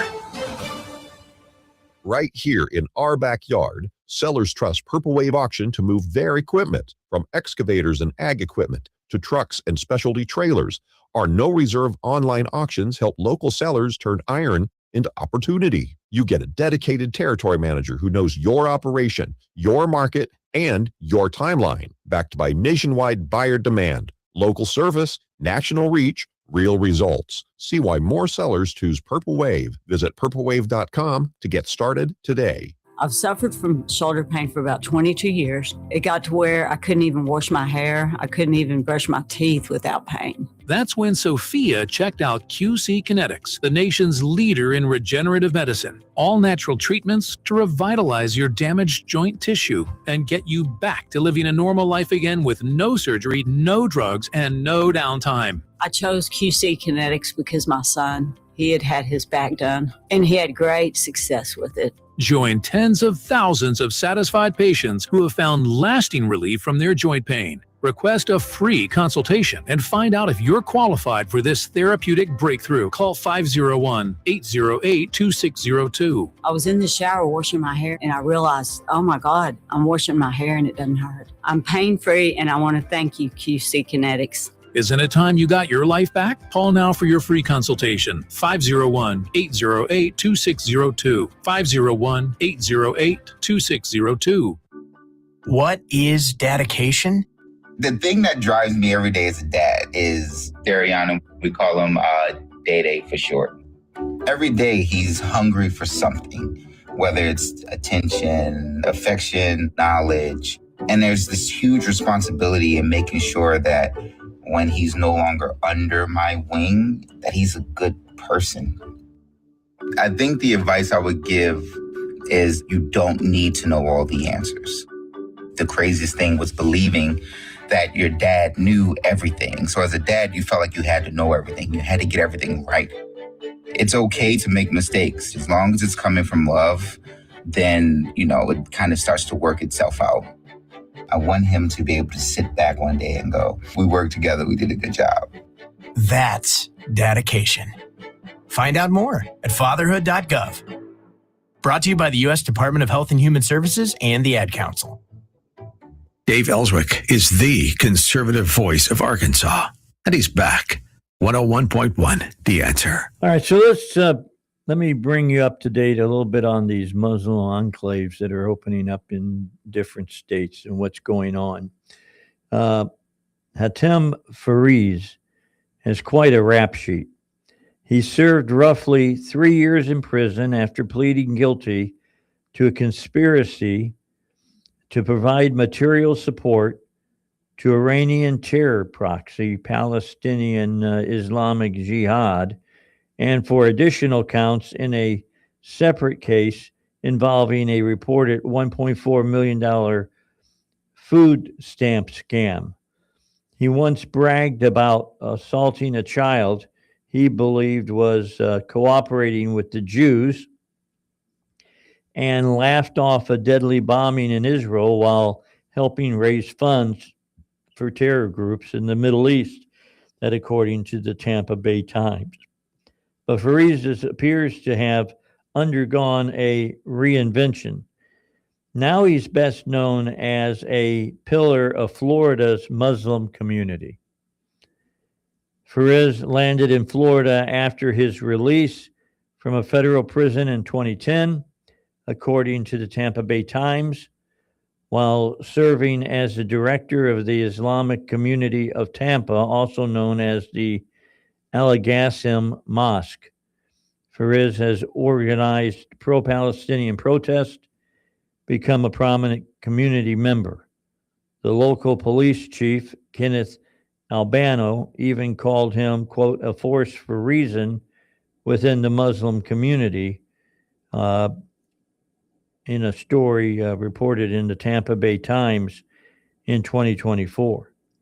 At the time, he was also characterized by his former attorney as the worker bee of another man convicted of supporting the Palestinian Islamic Jihad. In the same case, Sami al-Ararian, a former University of South Florida professor, the local news outlet reported. The Tampa mosque run by Fareed was registered to al-Ararian's name in 1995, according to state records. Al-Ararian has since been deported to Turkey, but thanks to Fareed, he still appears to have a footprint in Florida. A new report from the Network Contagion Research Institute, or the NCRI, says that figures like Fareed are just a small part of a seemingly benign network of nonprofit religious and advocacy organizations operating in and connected to Florida that show repeated documented overlap with individuals convicted of terrorism and related offenses. Designated under U.S. sanctions, authorities or publicly associated with Hamas, Palestinian Islamic Jihad, and broader Iran-aligned influence ecosystems, that according to a new report from the Network Contagion Research Institute. The report says that the Iran-aligned influence network is gaining a foothold in Florida, and the claims have caught the attention of Florida lawmakers.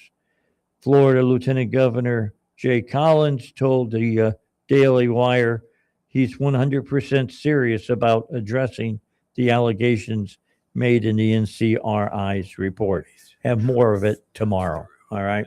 Here's your news on 1011. KDXE, Kamak Village, Little Rock.